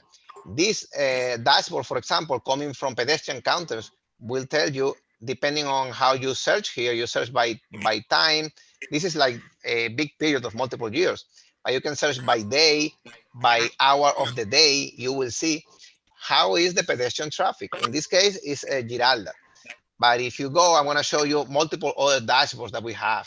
We have like vehicle counters, for example, counting vehicles in these different streets. And we have pedestrian counters in multiple streets like Miracle Mile and the intersections. Of course, not the entire city is mapped. That's something that, working with our colleagues at Economic Development, we are planning to extend this program, and we're going to have more coverage over multiple districts in the future. In the meantime, we have a lot of data coming from these downtown districts and other areas. That information is power. So that information can tell you, as a business analyst or as a business owner, what are the best time of the day where you can maximize your operation, where you have the best opportunities for sales, for customers, for pedestrian customers, etc. Raimundo, if I could just interject. So we use this a lot. First of all, I should say that when we went to the Consumer Electronics Show, everyone was just mesmerized at how much data the city puts out and the fact that we weren't monetizing it. Because you can have the data, but a lot of people pay, you've got to pay for it. This is all free. This is all available to anyone that just gets on our website. So everyone was just incredible awe at that. But also, if you are a small business, if you're a developer, like Raimundo said, we've used this before, where we've had developers wanting to know how much foot traffic or how much vehicular traffic is going into a specific area, because that will let them determine if their business model is feasible. So this is all available to you. And as Raimundo said, we are expanding it. We're trying to plan it out for the future. And we're moving away from the downtown and expanding that downtown base. So a lot of good things are coming our way. Yeah, no, I think it's great. You know what would be interesting to do, just like you spotlight a company, Raimundo, is take a couple of businesses and actually go through it with them and show how a business could actually use it. Because one of the problems, Belkis, also is when we're inundated with data, we don't know where to go and we don't know how to use it. And you know, like how you say, Raimundo, is I can have an API and I can connect with my API, and people, it's like over their head. But I, as a business on, let's say, on Miracle Mile, or I, as a business going to start up something, how would you use this? And it'd be nice to do a little case study, you understand, short, and show people, okay, take a company that is going to be even assessing how they're going to start, or even now in business, how are they going to use that data? Because that's the key here also.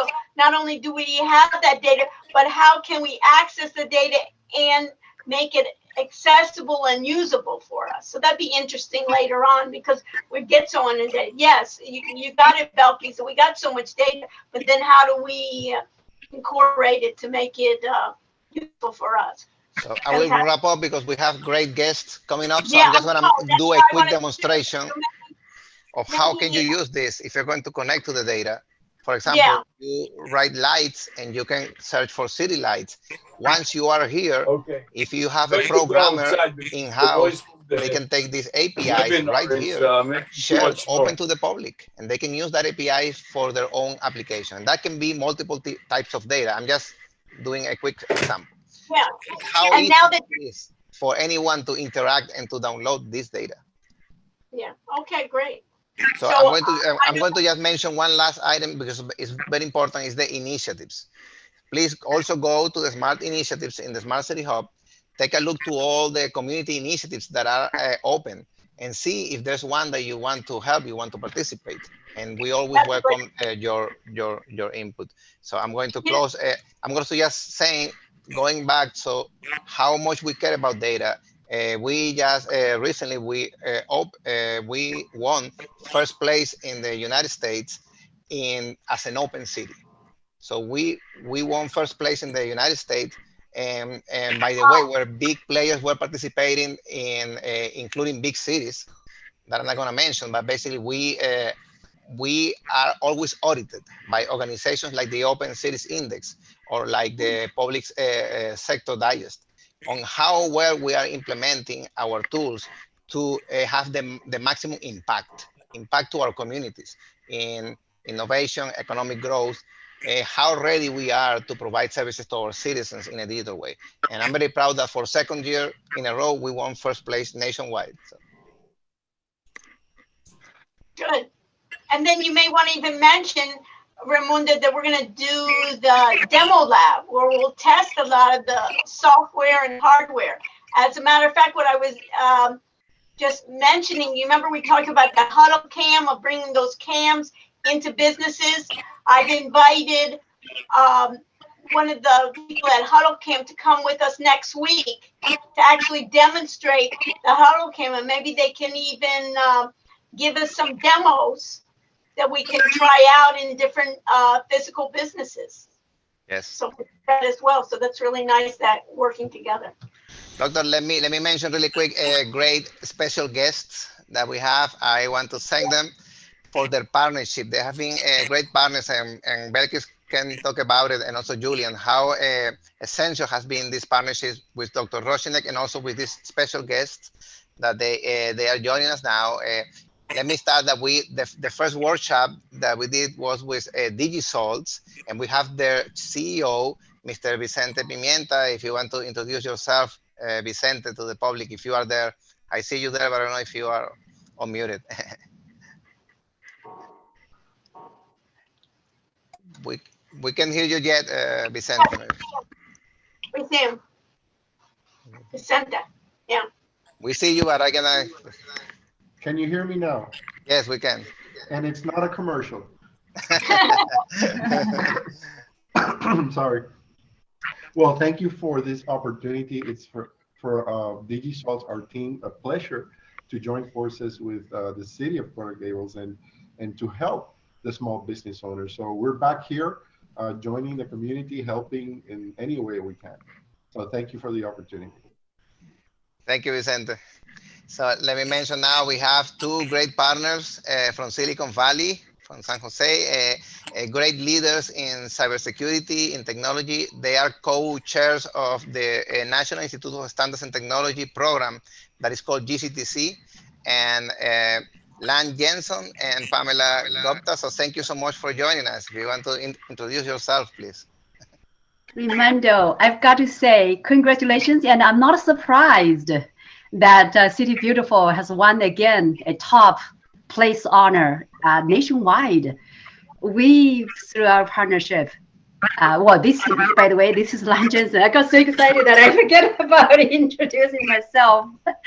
So Lan Jensen, indeed, I'm the CEO of a nonprofit, Cyber Trust America, formerly Adaptable Security Corp. So with the name change, we just have grown. to provide services to small businesses, local governments, and really everybody in this digital world. We all needed to have partners that we can trust. So hence the new name. But it's been such a honor to partner up with you, Raimondo, and Julian, and Belkis, to lead one of the first in the nation, I believe, in helping small businesses.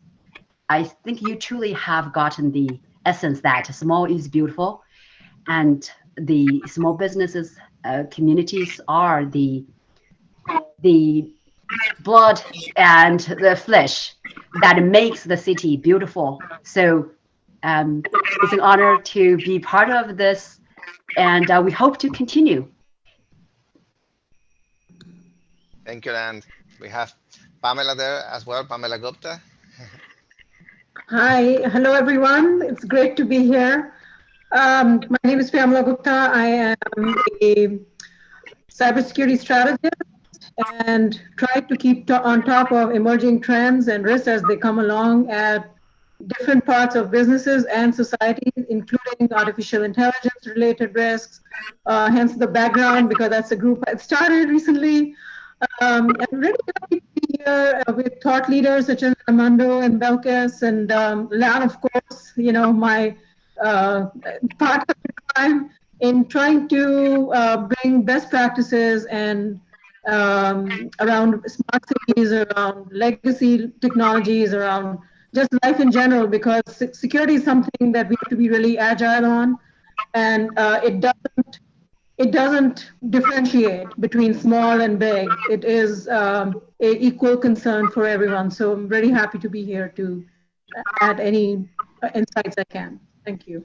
Thank you, Pamela. And it is so important for small businesses and businesses of any size and any organization to understand the importance of risk management in this time. So we know that during the pandemic, there has been an increase more than 600% in cyber attacks in general. And we listen every day to another story of an organization in healthcare, in government, in business that has been a victim of some sort of a cyber crime or ransomware or any other threat. So really, it is a challenge that is important that all the businesses have a strategy, a minimum strategy that is sound. And that is why it is so important, those workshops that we did also with Lan and with Pamela, those recordings, they are available, Belkis, no? If the businesses want to go back and revisit them. I think you are muted. Yes, they are available. They're on our website, and I'm going to put a link right here on our chat. Perfect. So I encourage really all the businesses to go back to all those other workshops, those recordings that Belkis is going to share with you.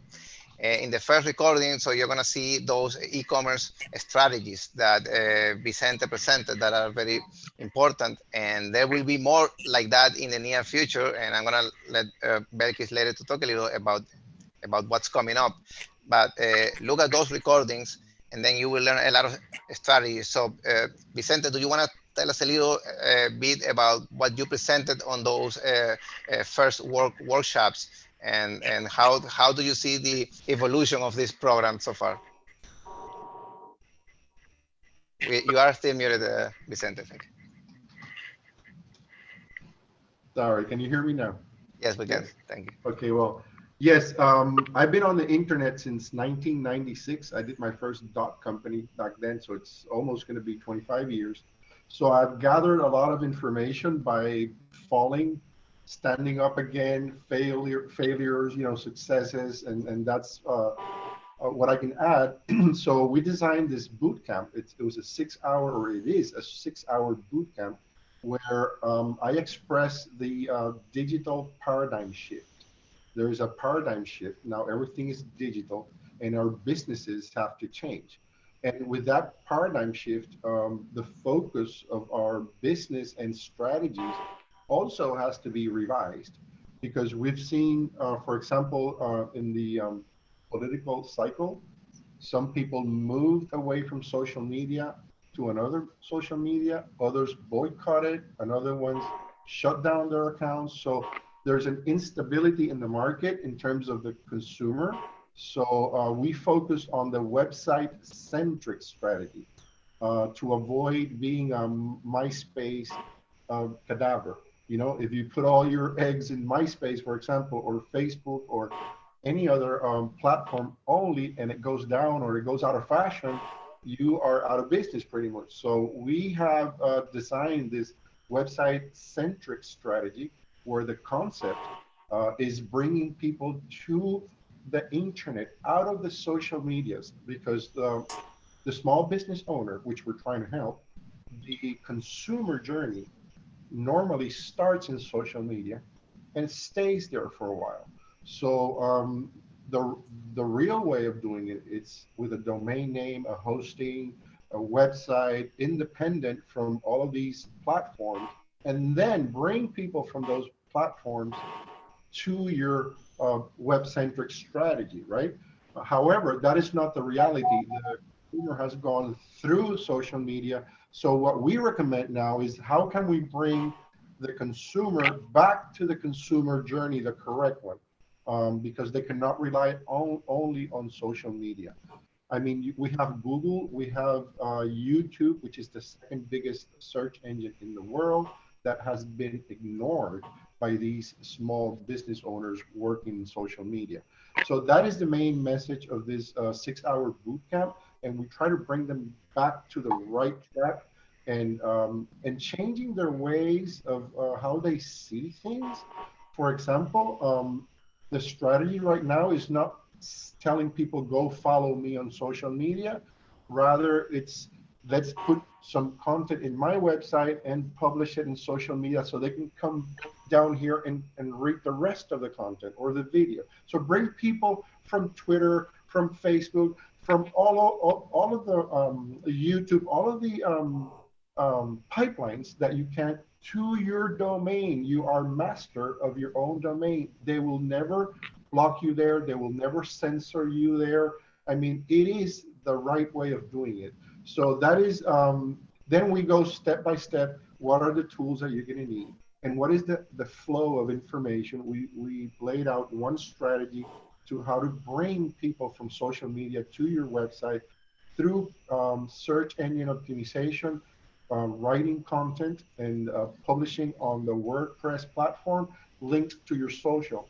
So when you publish on your WordPress, it actually publishes on all your social media, and when people click on those links, they end up on your website. So we're bringing people to our website instead of sending people to social media. It's very sad to see a company pay advertising and say go to Facebook. You're paying advertising to send your consumer to another company? No. So that is the main problem.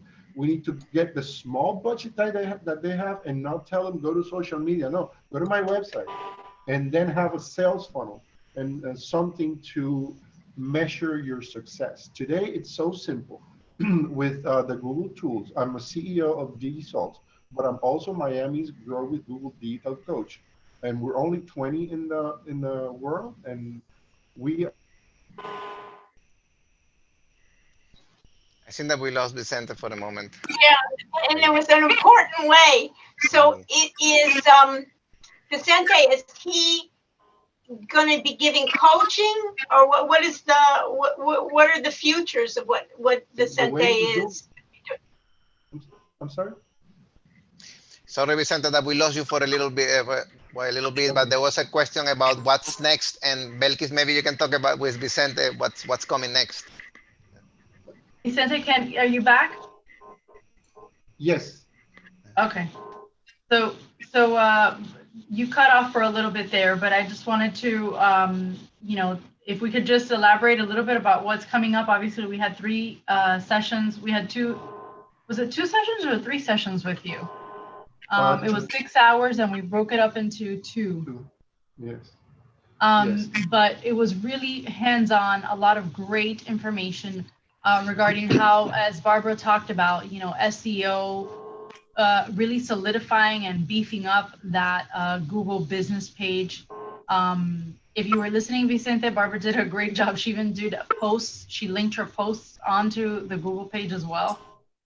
So I think moving forward, we did identify a couple of seminars that we are going to be partnering with you on.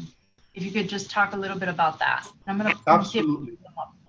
Absolutely. As part of the Grow with Google program, my mission here is to join forces with cities and educational institutions, and we have set out a series of trainings, Google trainings, that we're going to be presenting to the city under the umbrella of Grow with Google, which we're going to pretty much go step by step on most of these tools, Google My Business and others, and YouTube for Business.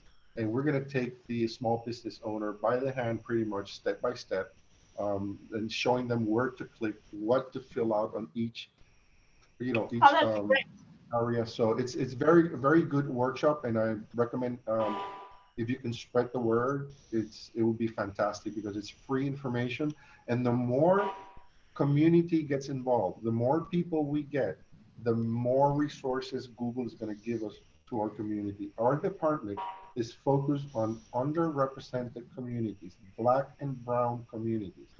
These communities have fallen into a digital divide, and we're here to rescue them. So that is why Grow with Google has done this program. Like me, there's 20 coaches in different strategic cities. There's only one coach per.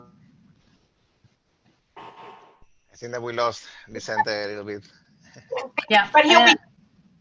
Yep, he'll be back, and I can tell you that the sessions start in May, and we'll run them through August, and we've got at least 4 workshops that we're doing. Is get your local business on Google search and maps, learn the basics of Google Ads, optimize your energy for high performance, and use YouTube to grow your business. So those are some of the ways that we will be partnering with Google partners and with Vicente in order to again grow that database, that knowledge for our businesses to really grow in this landscape that we're in.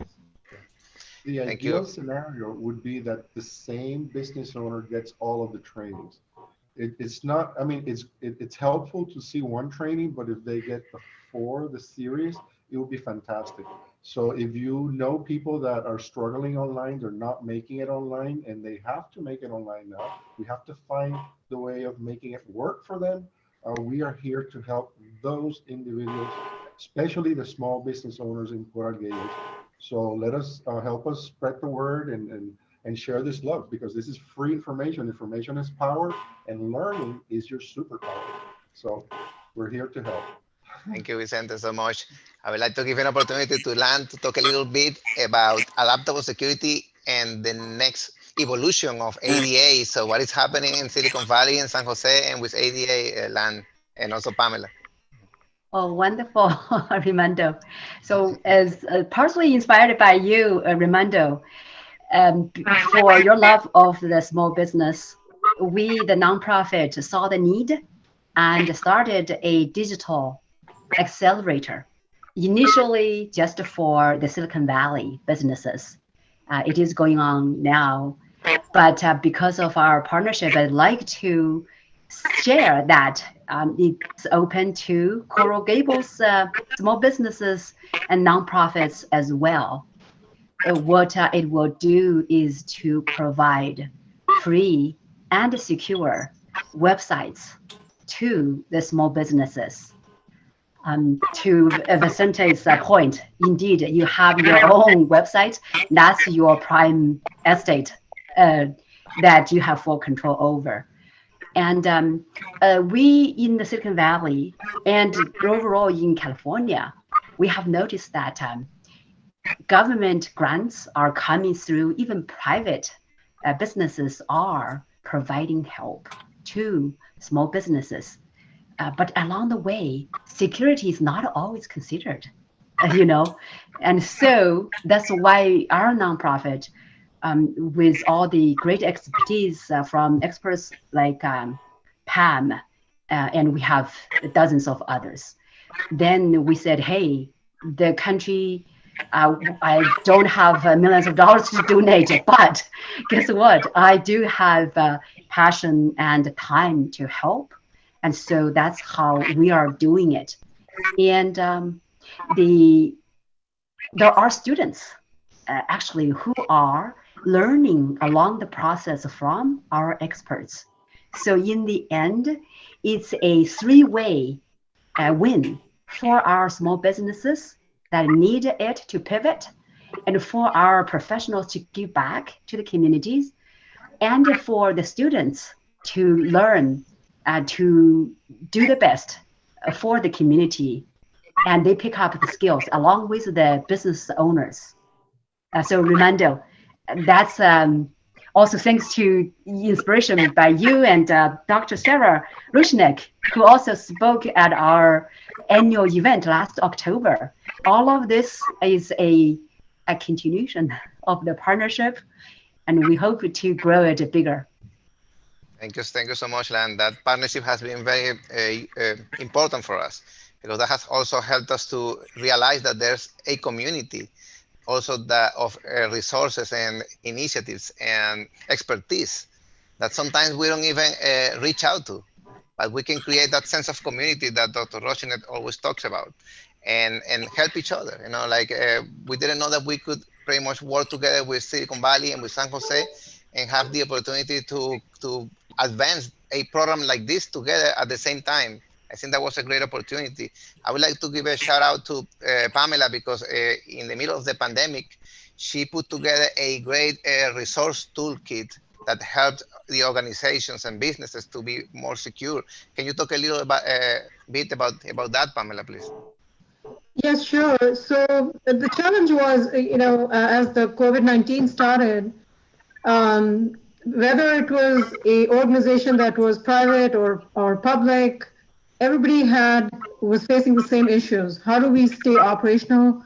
How do we be efficient? And how do we stay connected?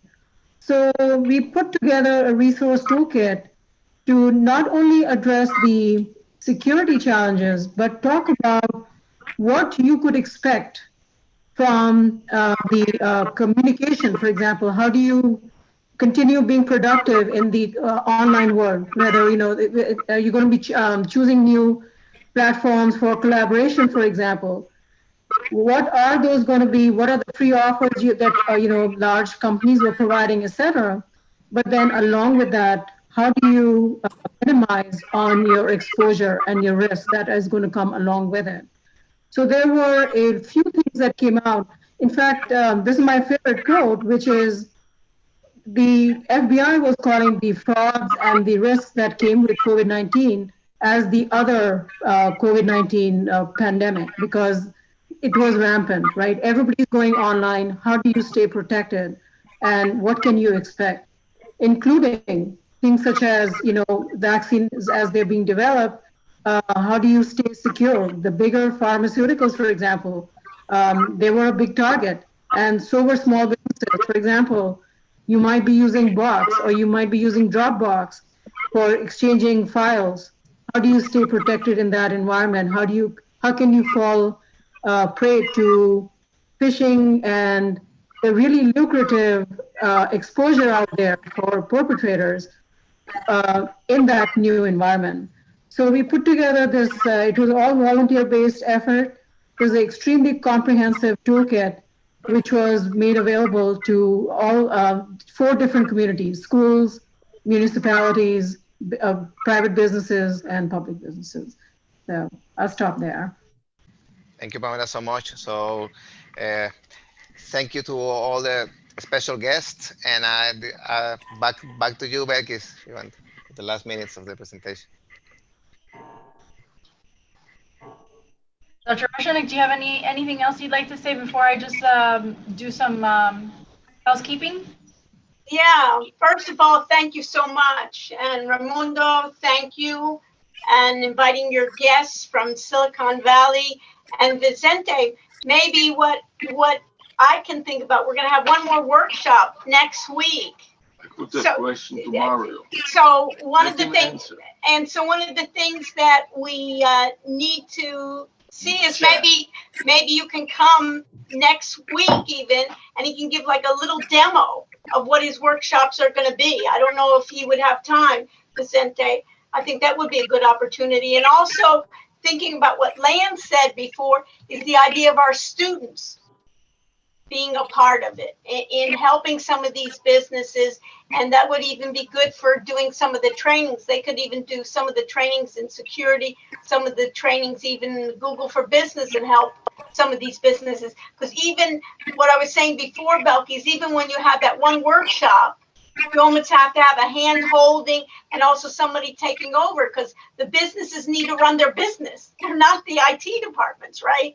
So you need to have that. And I wanted to even do a shout out. One of my students, Ripley, who is now one of my TAs, she was before a student and had been in the healthcare and wanted to help businesses, got some of the skills. So she can help some of the businesses as well. So we can do some summary on that and talking about it, and also give us some ideas for our next events as well. Thanks so much, you guys. All right, so I am going to share, see if I can do this. Can we ask questions? Yeah, absolutely. That's a great. So I have a question. Yes, I have placed the question in the chat line so everybody can see it. For example, a company is setting up a competitor to Clubhouse. We discussed Clubhouse earlier, right? Can you hear me? Yeah, we can hear you. So the question is to, first of all, Barbara with the coffee shop, and also to Mario, if a new company, a new startup starts up, and they have a vanity number that spells Sumo Clubhouse. So it includes the word Clubhouse in the vanity number, and the top, the search engine results page. And Vicentes can comment on it also because I know how to become number one on Google worldwide.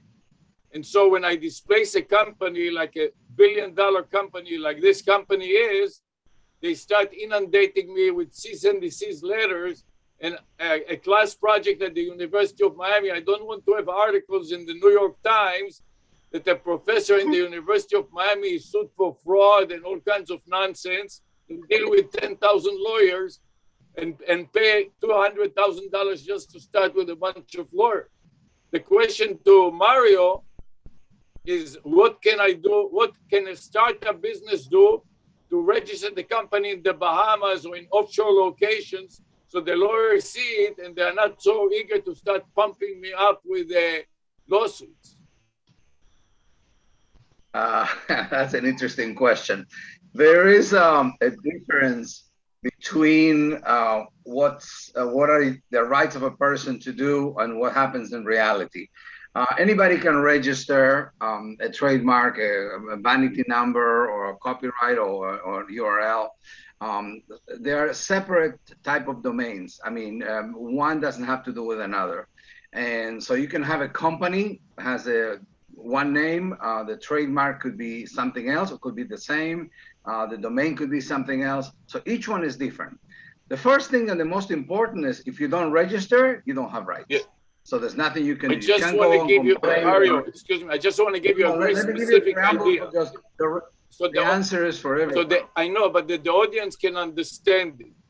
The name of the company and the phone number spells the words sumo, like sumo wrestling, but Sumo Clubhouse. And the domain name is sumoclubhouse.com. So everything is the same. Listen, it's not the same. Let me put it this way. You can go to a judge with the best lawyers and you will win. But in the meantime, to win that, you will lose hundreds of thousands of dollars in the court just to pay the lawyers to defend whatever you're right. So there are two separate things. Unfortunately, you have to understand, without registration, you have nothing. With the registration, at least you have a chance. Okay. No, I'm past the registration. You have to have critical mass to defend anything. I did the registration. What is after the registration? You use it. You use whatever you register. You use it to promote your business. So you have a legitimate business. You want to sell ice cream, as I mentioned before, or you want to sell a service, and you promote the service whatever your market your registration allows you to. So, for example, if I'm registered in the United States, I can sell my product in Texarkana or in Red Bluff in California or anywhere. But if I'm only registered in Florida, I can do business in Florida. Now, happens to be the patent law is and copyright law is federal, so I can really do it in Texarkana and in Red Bluff, which is, by the way, a small town in the Northern California. The bottom line is, can I get sued? Of course I can get sued. Do they have to have something kind of resembling to be right? Yeah, maybe. They don't have to. Actually, they file and they start making me spend money to defend myself.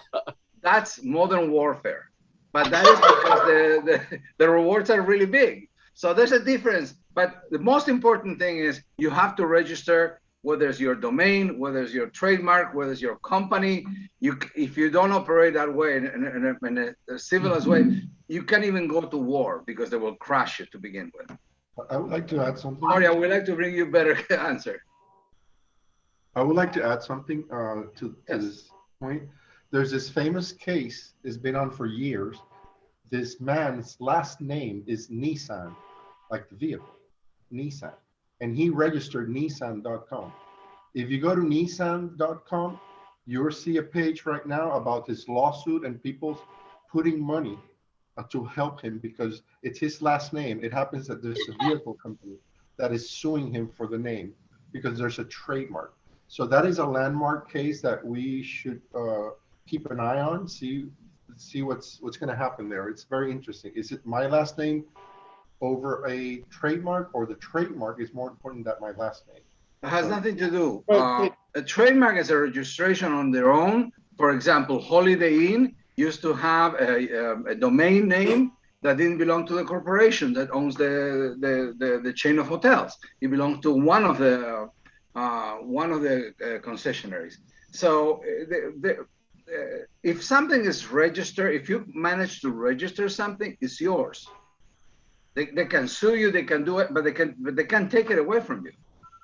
Okay, so it's not because you're called Nissan you can defend yourself. And by the way, if you want to have weekend is coming, get a movie called Flash of Genius about the guy who invented the intermittent wiper washer for and the battle that he had.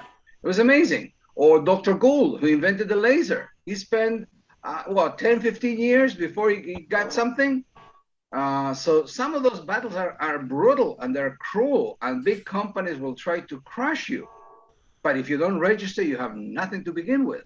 But if you register, you can maybe get associates, somebody because they will recognize there's a whole strategy. Unfortunately, modern warfare doesn't happen in the ocean, in the air, or land. It happens in the court. Interesting.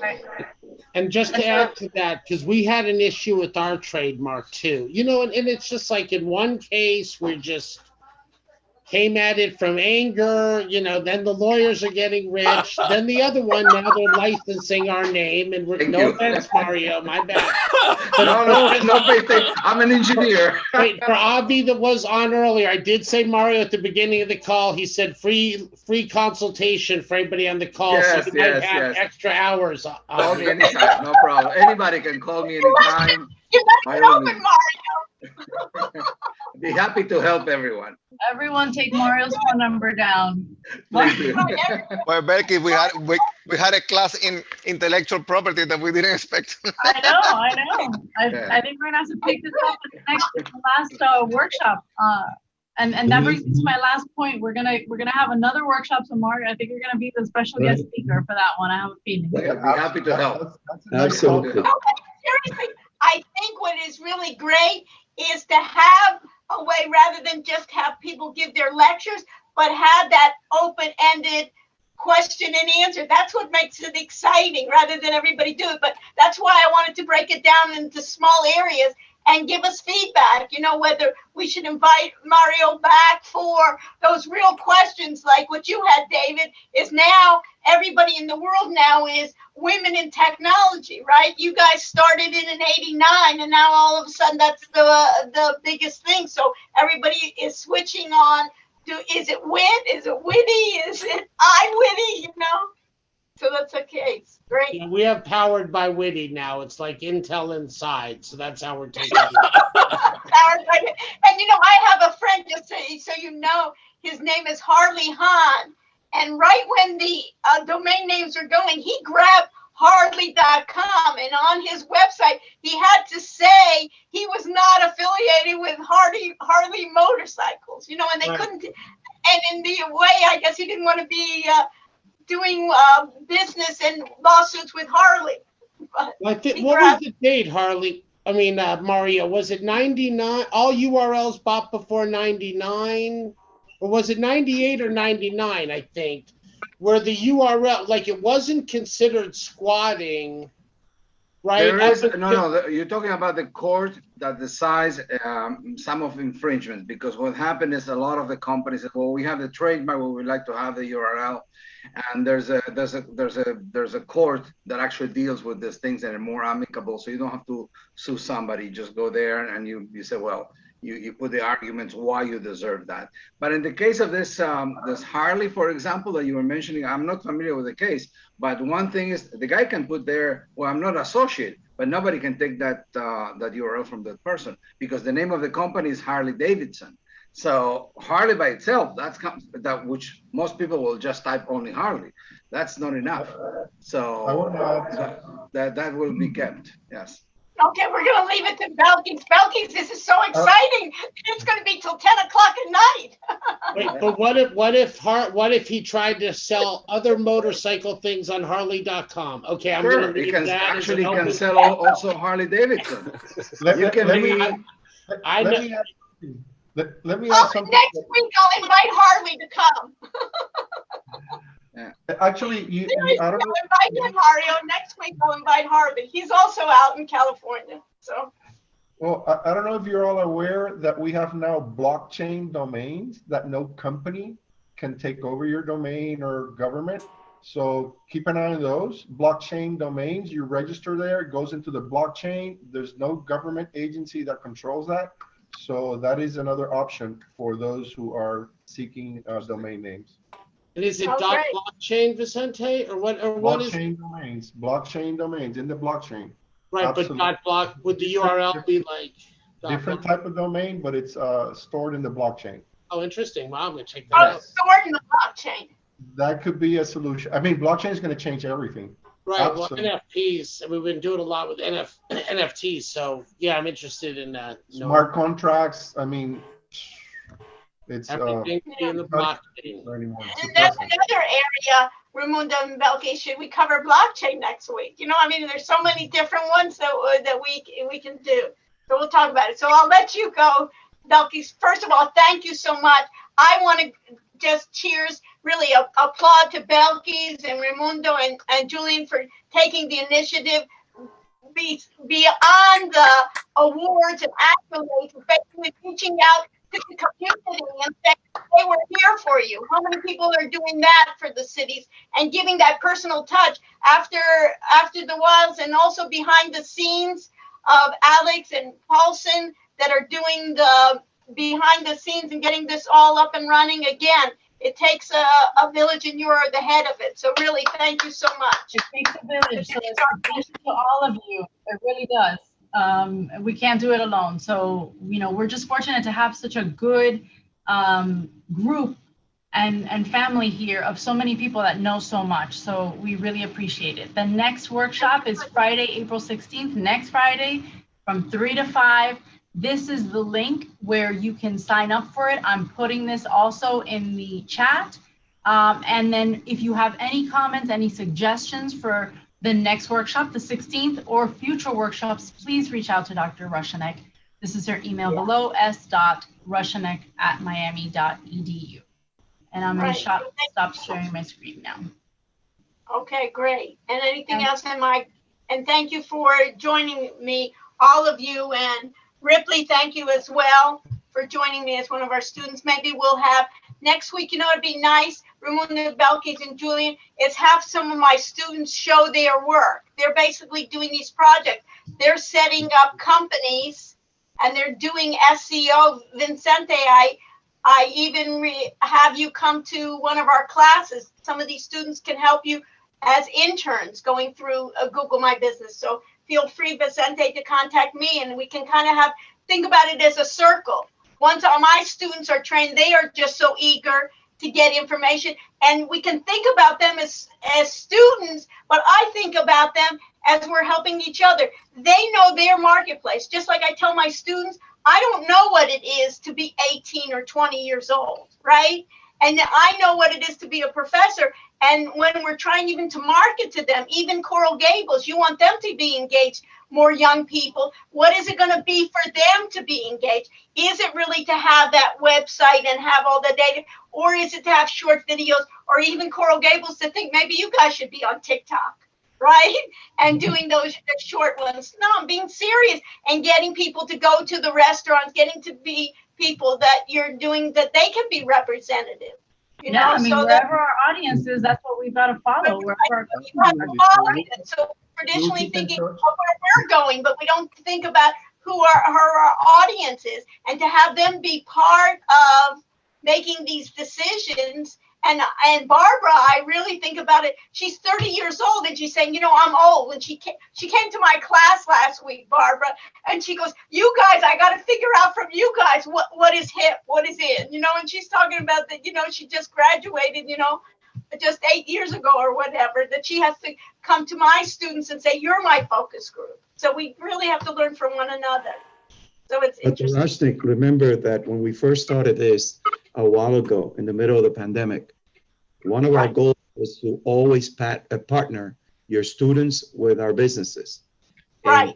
And you know, that's one of the major goals of what we're doing here today. I'm going to pursue that. So maybe next week we can start doing that. And maybe we can even have sessions like these open sessions for businesses where we have some of our students, even I'm thinking about also professionals having, like, and what I talked to Barbara, having an accountant there saying, what are the questions for my accountant? What is a question then for my patent attorney? Also, what's the question for my immigration attorney? Remember, David, you were telling me one of your people out in California are moving to Miami in terms of what is a way for immigration attorney. Now that we're seeing with the new administration, I'm talking to immigration attorneys and they say, you know, you think because of the change of the administration, it's not changing so fast, or what are the issues? So I think if you had a number of professionals there together and make it's almost an open-ended conversation, it would be great. So anything that I can help you with, guys, let me know. Thanks. Okay. All right, everyone. Thank you so much. I hope all of you guys have a great Friday afternoon, and we'll see you Friday again for the last part of this workshop again. We've got in the chat Dr. Rushanek's email and phone number, so please give her a call or an email if you have any suggestions. Right. And thank you. Okay, great. Thank you to so everyone. much. Ciao. Bye. Bye. Maria, you're going to be busy. Bye-bye. We gave him extra business. Bye. See you guys. Raimundo, thank you, huh? Thank you God all. to everyone that you missed them, right? You knew I put in a question. Thank you so much, Doctor.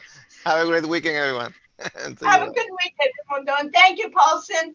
And Alex, extra credit for Alex, right? We thought that he's still worried about what's happening. Thank you. Thank you so much to the team. Alex and Paulson. Thanks for the team in the background behind the seal. Yes, See you guys. indeed. Bye-bye.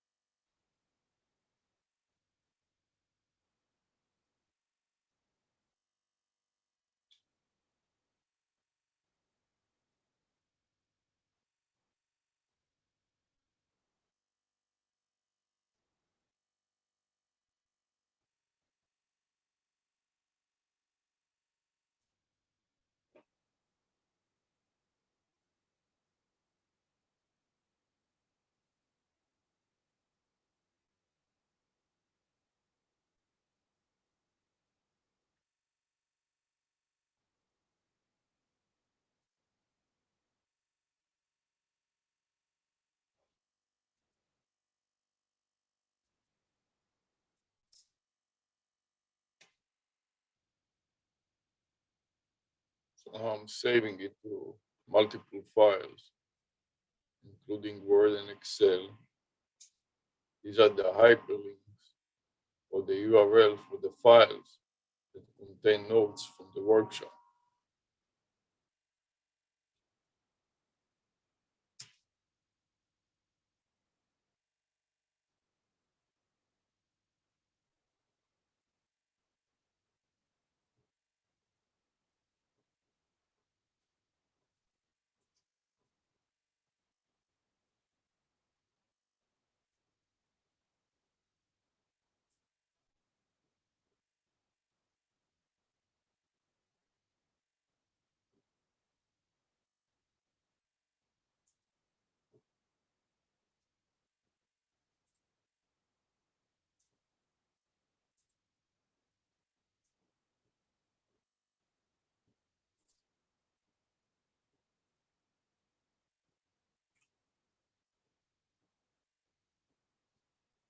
Now I'm going to stop the loom.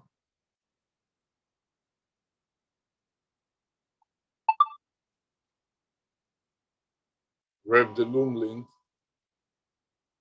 and copy it to my buffer.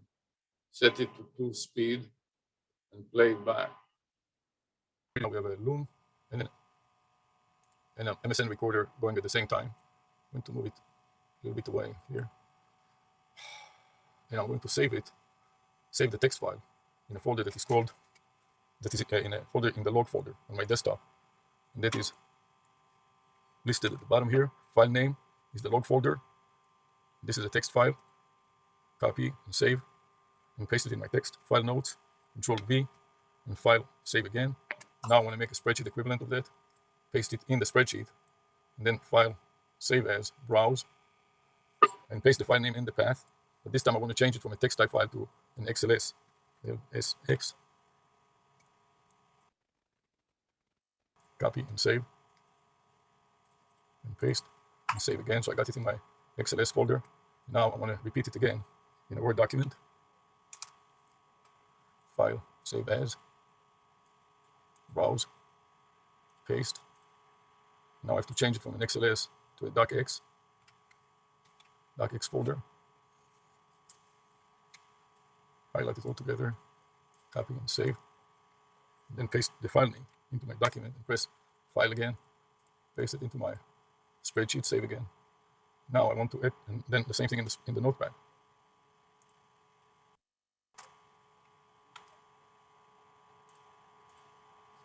Now I want to copy the email, copy and paste the email into my Word document and save it again.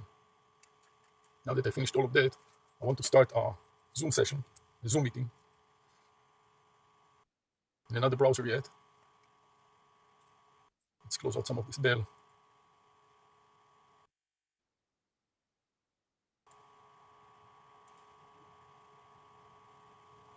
Word document search, I don't need to open another one. Okay, so now I want to start the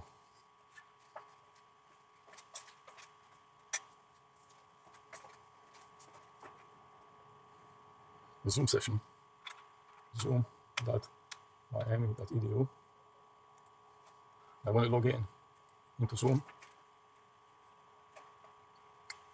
I want to schedule a meeting. Schedule the meeting. The description of my meeting is in the buffer, Control V. And I would like to make sure that it's too long, so that is not good. I want to take just the file name here, and that's it. So let me just start the picture. I'm not sure if I started my picture thing. I want to make sure I start it.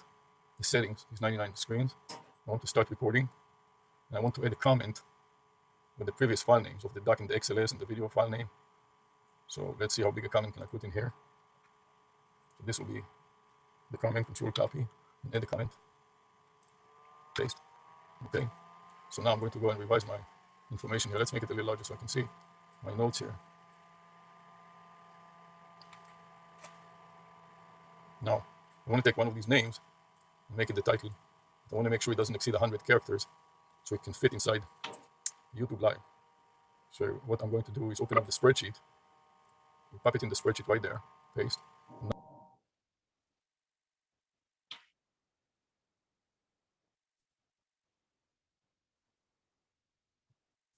Now we'll measure the length of it, equal len, open it up, click it in, close parentheses, and hit enter. This is 118 characters long, which is too long. We want to reduce it to 99 characters. So what can I take off of it that I don't really need? Let's knock off the path out and see how much that gives us. 89. Now I can have a little more. So what else can I add to this? 2 of 4. I don't need the doc, so I can take out the doc. Instead of that, add YouTube Live. YouTube Live. And enter. YouTube Live is fine. Then we can add now.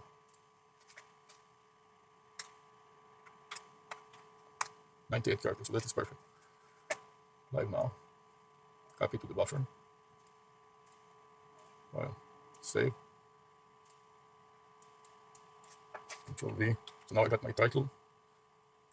And the time now is 2:46, so we'll make it 3 p.m. Duration, 2 hours. Personal ID will be generate automatically or use this. I'm not sure. What do I want? Let's leave it to generate automatically. New participants upon entry. Anytime. Enable. Enter. An email. So that will be Dr. S. Bash. Save. Okay. Now I want to start the meeting. Start this meeting. Save the meeting. Now I want to set up the meeting. So first of all, I want to share the screen. Then sharing. Only host. All participants. Okay. Share screen. Share my entire screen. Okay. I want to record to the cloud. Okay. What else do I want to do? And then I want to turn on YouTube Live.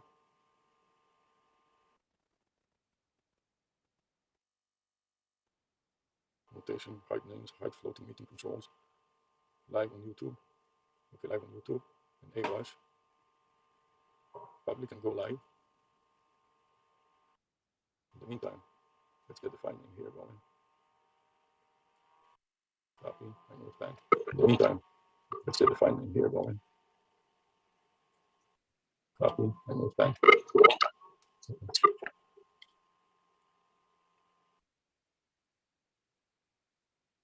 Right now, we got it to work here.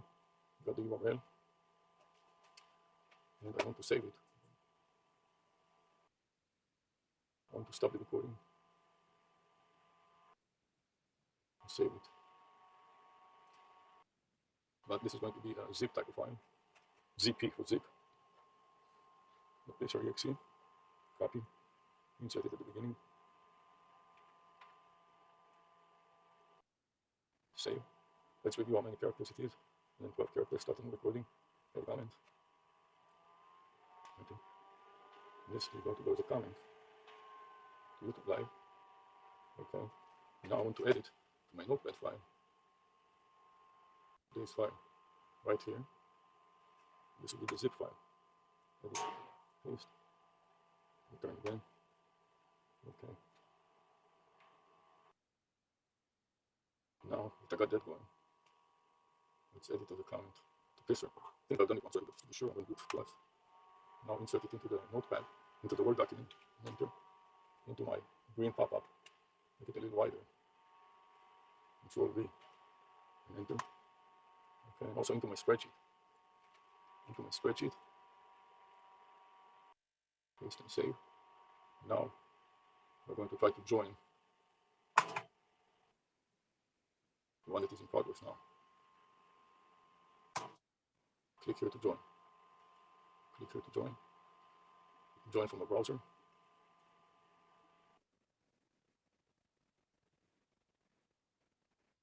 Well, let's cancel everything else and join from a browser. I'm not a robot. Yeah, I'm trying to. Oh, what is the problem? I already got on. I'm sorry. Let's work together, okay?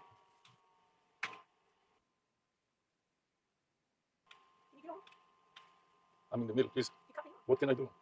Here, help me. PowerPoint. I have it up. Okay. I can share it. And she has a special guest that we need to find out who the person is that she wants to promote to speaker at some point. And she sent a PowerPoint for that guest. Yeah, Yes. I got it. Okay.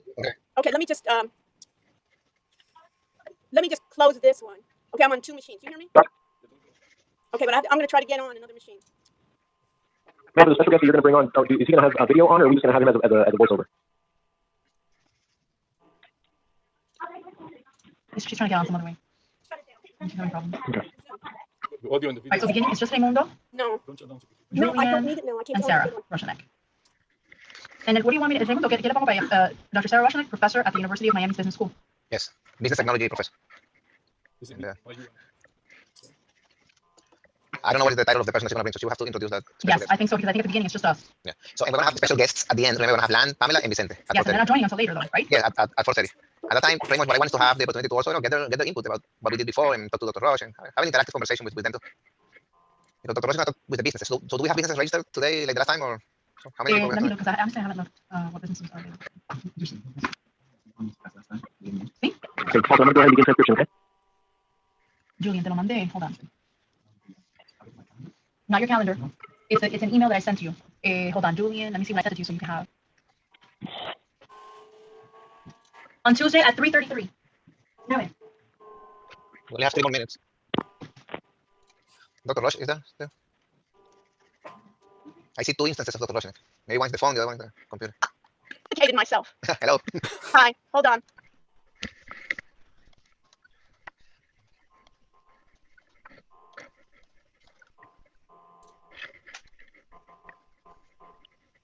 All right, everyone, I'm going to go ahead and head out and just become a participant on this one. So have a great show. Looking forward to it. Thank you. Well. Thank you so much.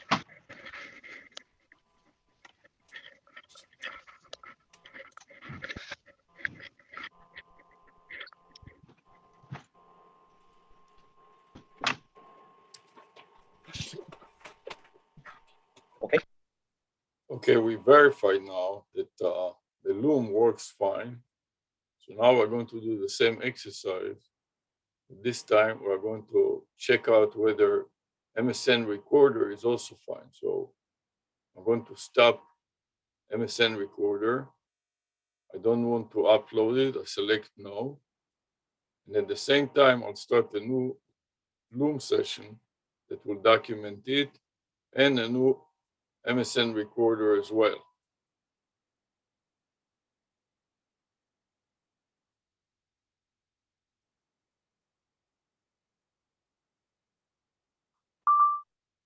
Okay, we started a new Loom and a new MSN Recorder, and I pasted it at the end of my spreadsheet and save it. Okay, so now we'll play back the, oh, I forgot to play back press the playback button. So let me go to the video folder and see if I can find the previous video and play it back. I may need to refresh. Here it is. So not sure where is my latest and greatest, maybe in the other side or sorted by day.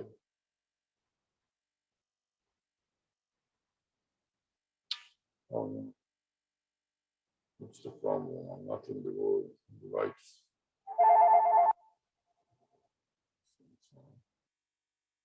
Yes.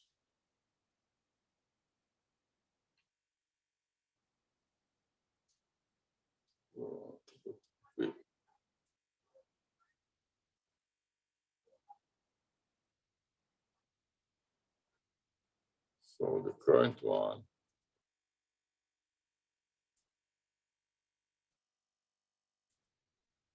this is the current video file name. Yes. Right, and the previous one is the one that I want to test now. Okay, this is a preparation. This is obviously for the webinar that we're about to start. We're recording it to a video file listed in Word and now also in a text file. Okay, and now I'm going to pop it into my pop-up green pad. So we have the video file name right there.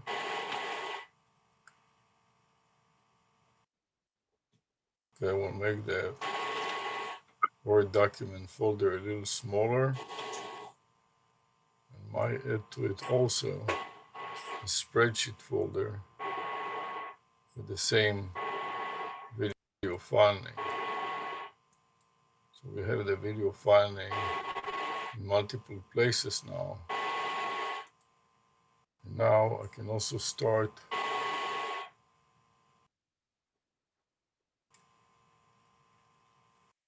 another file, another recording with Loom.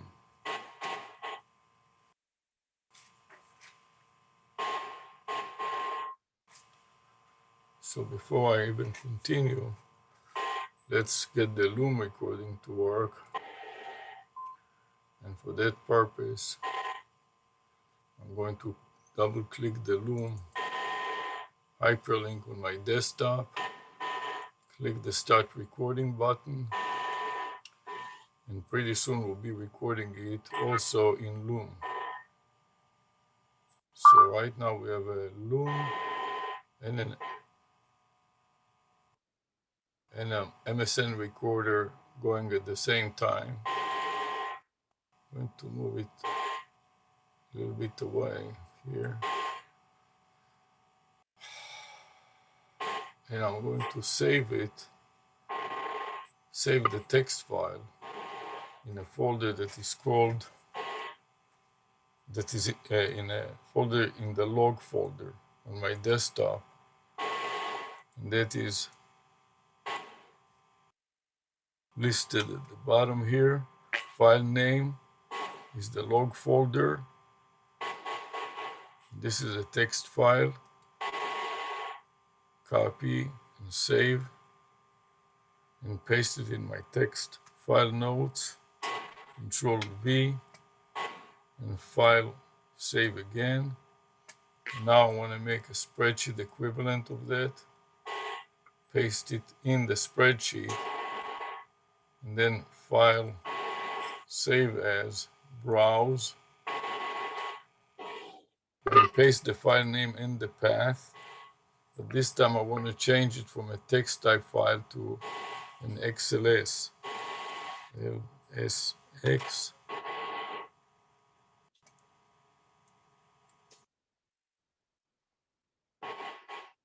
Copy and save, and paste, and save again. So I got it in my XLS folder. And now I want to repeat it again in a Word document. File, save as, browse. It looks like it is working just fine. So I'm going to end up wrapping up the session here,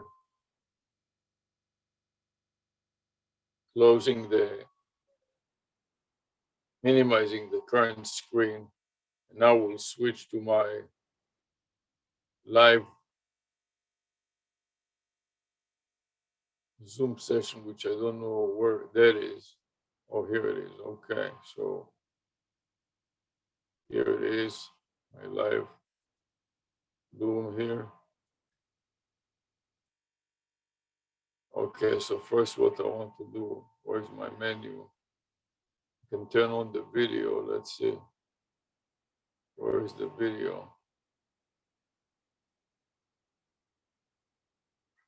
Now I want to share the screen. Don't want to stop the sharing, okay. So then how do we end up the session? Is first of all, let's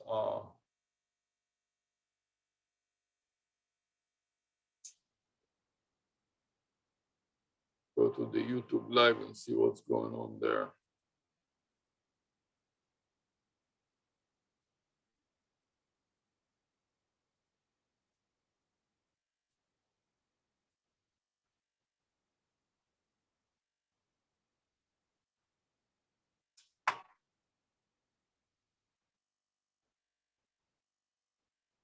Maybe too long. So let's see if we can cut it down a little.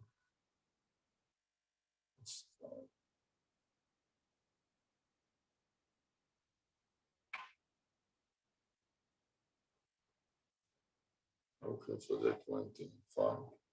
Okay.